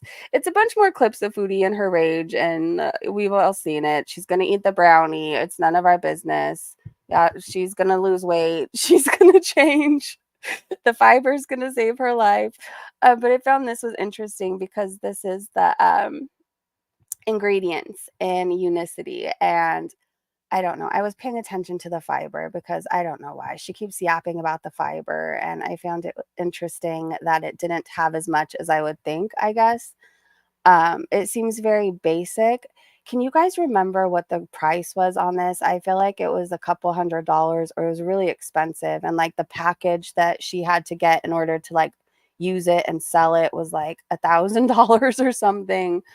But this all seems very basic to me. Like it doesn't seem like it would be worth anything more than what you would pay for like a basic vitamin. It just doesn't seem like it for me, and I take vitamins. So that's it. And what does this say? This was a review. Let's see. It says, go see a psychiatrist if you have a problem with binge eating or need an appetite suppressor. All these doctors on TikTok are paid for sponsoring this product and get a percentage if they get customers to click on the link they send. Stay away from this. Yikes. From May 8th. Oh, it says reviewed in Canada. I don't know. You drink sugar-free Coke? Oh, I like Coke Zero. Salah eats the brownie too. There's no way. And if she made brownies, didn't she show us like a brownie and like a piece that had clearly already been bitten into? I can't stand any sugar-free or zeros. My bad habit. Really? I guess I'm addicted to Coke, but I can't quit. You can quit anytime I want. Well, that's good. This little dog, Donald, is looking for a home. He's in Roland Heights, California. If you are in Southern California and you are looking to adopt, please look on Pet Finder. They have a bunch of animals looking for their forever home. And you can find like the right fit, like animals that are friendly with your kids or that are friendly with other dogs. Or it'll tell you if the dogs do better in like, you know, a house without any children. So it's a really good place. And like you guys know me, I am all about adopt, don't shop. So please, if you're thinking about getting a dog or a kitten, please think of adopting and definitely look on Pet Finder. There's so many animals out there and they're good animals and good dogs and they just need a home. They need a home tonight. So please look on there. Daniel Laura reminded us of something that makes me so, I'm glad she shared it, but it makes me angry at Foodie all over again because Foodie and like Yo Mama and the people who defend Foodie really want to brush pumped up kicks under the rug and what happened or want us to forget about it. And Danielle said, yes, Foodie Beauty pumped up kicks. You blamed the mothers for their children dying. You blamed them for having to work. So, in case you don't know what we're talking about, Foodie Beauty did this drunken rage playing pumped up kicks. She was doing like a dance, doing finger guns. Like, it was really bad. And she was saying it was America's national anthem. And she really did put, she was saying all kinds of stuff about school shootings and saying, yeah, that it's the mother's fault. It's awful to say that to anybody, to put the blame on mothers who are probably still grieving to this day. It makes me sick, and it just reminds me of why I don't care that Foodie Beauty doesn't like it when I stream snipe. It reminds me of why I don't care that we remind her of the things that she's done and said, and I hope she rages about it again. Nightmare, hey, good to see you. And she never backed down. No. And you guys, this is why it's so disgusting when Yo Mama did the Pumped Up Kicks like remix, saying it was the girl world's, what do you say, it was our anthem and all stuff. It was just really tacky. So a lot of us don't like her for many reasons, but what she said during that drunken rage and rant was just so disgusting. It's something I don't think any of us will forget. And I'm glad we have reminders. It's hard to hear, but I'm glad we have reminders to spread the word. Chantel's Fried Rice said, so what if I ate an entire pan of brownies? They are homemade, you morons, using ingredients from the earth. Why don't you take your kids to the park, losers? I'm so done sharing my life with you guys. I don't know. Apparently, she was never taken to the park as a child because her like diss to me all the time is like, "Why don't you take your child to the park, Breezy?" It's like she goes anytime she wants. Foodie, did you never go? Like, are you okay? You should probably go talk to somebody about that. I'm up for work soon. Hey, what if we are having just, I don't know, we've talked a lot tonight. It's just one of those streams where we kind of talk about everything tonight. We're probably going to go soon, but I hope you have an amazing day at work, and I hope we see you for the next foodie reaction. Mo said, F all the way off. I'm done with the carb hating, carb shaming in this community. You brain dead zombies. Potatoes grow from the earth. Where's your Thailand vlog? And I just thought that was really funny. Fondu Pandu tweeted the Ministry of Interior, Kuwait, and said, you allow a Syrian passport holder residing in your country to cyberbully women? It is shocking to see a man behave this way in women drama. Obviously joyous to talk about the haters who call out this shit-eating, scamming ways. The Muslim man, and then they show a bunch of screenshots. Okay. Let's see. Saw says, yes, Jackie, I swear BBJ was happy in Chantal's old live streams, always with cam proof. Zombies enjoy eating her crap. No, we do not. He says Gorley bread, or does that say Gorlick bread? I don't know, Gorley or Gorlick, should be busy buying his Victoria's Secret and stop the reaching, pathetic insole life manlet. She is eating home cooked and on medication and following up with doctor's appointments. I don't know what are these moron lunatics are talking about just off the internet, and find a therapist, zombies. Get a life, Salah. Why are you in this? It's so funny when the shit action channels think they look like Snow White in their imagination, but in the real life they look like Gollum in the Lord of Rings. Who said that they look like Snow White? Anyone will be blocked, will never be unblocked again, FYI. Nobody cares. Teenage immature girls, they need to grow up and off the internet. Imagine they do reaction to you while they do the worst in their lives. Who would accept any crap they say if they don't do better than the person who are reacting to? I can't with the stupidity. I don't even know what the hell that was supposed to mean. What was he trying to say there? Okay, let's try this again. Imagine they do a reaction to you while they do the worst in their life.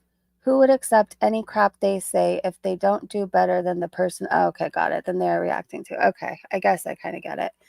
FF Gunt killed BBJ in the closet. In the closet? And the zombies still believe that the cat is still alive and saved her. They don't know it is for... What? Clout and money. So dumb, morons. Salah, I don't know what to tell you, but you need to log off and... I don't know what you're trying to say most of the time. BBJ is dead now, and FF Gunt will never admit it in order to not lose her money. Okay. I thought BBJ was dead to Foodie Beauty. Like, why are they in a closet, though? Like, that's what we're going with? She was killed in a closet of all the things to go with? Okay, well, that happened. She is so stupid. She has no knowledge about anything related to biology, medical info, and nutrition. Callie Cat's so annoying, and I'm still half asleep, too. Oh, no. I hate it. Wake up, dear. Good morning, what if? She just did a community post. It's only about her cameo. Foodie, go live since I'm still up, and you're probably listening. You should go live right now. It says, connect with me. Get a cameo today. I can make you a personal video just for you that you can keep forever and ever. I'm a 5-star content creator. No, you're not, Foodie. Bonnie left you 1 star. Yes, she did.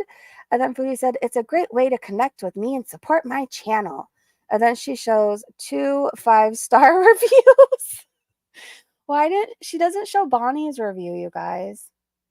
Why is that? He listens to her too much. The cat is dead to her. Just how she doesn't care all the time. Exactly. Okay, let's read a few more tweets, you guys, and then go to bed. Because I want to be on top of Foodie stuff.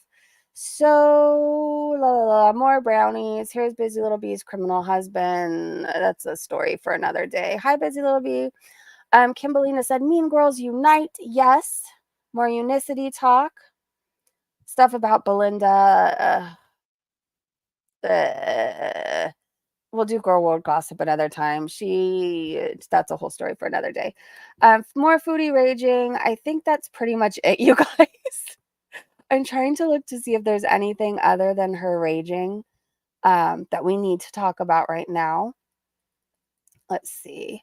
Oh, Danielle said, I was just thinking she's probably blaming sciatica instead of admitting to herself that she's effed up her kidneys, which could be. Bella said, Chantal has said some dumb offensive crap before, but planning loopholes just so you can eat a brownie tomorrow, right after getting really bad diabetic health issues at the hospital and having kidney issues. Oh my God, she just said she's not eating cottage pie ever again. And there's more. Hold on. Her saying she's never going to eat cottage pie again is unrealistic. I effing cannot right now. I know. Foodie's never going to change. I think we all know that at this point. Let me go through a few more things. It's more of that witch person stuff. Salt and Sass said Julia isn't crying because she's hyper and likes waking you up. She does it because you refuse to get her fixed, and that's true. Miss Lori tagged at Team YouTube and asked if her rage wasn't bullying and harassment. Sometimes they reply. I feel like more often than not, they reply over on YouTube. Over on Twitter, I'm sorry, instead of YouTube. But like, usually they'll tell you like, I'm sorry if you've already reported, more than likely, somebody's reviewed it. But like, sometimes you get somebody that pays attention. But for whatever reason, everybody reports Foodie and not much happens. Rest in peace, Shannon Doherty. I loved her as Brenda. I really did. But I don't want to leave on a sad note. So now we need to read more tweets. More of Belinda. And I think it's going to go into president stuff and what happened it the other day. And I'm not ready to like go back into what happened the other day. What was the thing about the loophole for her marriage isn't on Google. So what came out was that it was some loophole marriage called, I don't want to say it wrong, but like a muta marriage. Look it up. And that's what people figured out, which was she was in. So it's some loophole marriage where you like get married fast, but it's not a real marriage. So I think that you can enjoy the benefits of being married and not be in trouble for it, if you know what I mean. I don't know. She did a courthouse wedding, but people still think it's that other loophole marriage. I don't think we'll ever get the truth. This is what I will say. Foodie has came online and showed us her STD results, her STI results when she had gonorrhea. She made a whole community post telling the world she's had gonorrhea.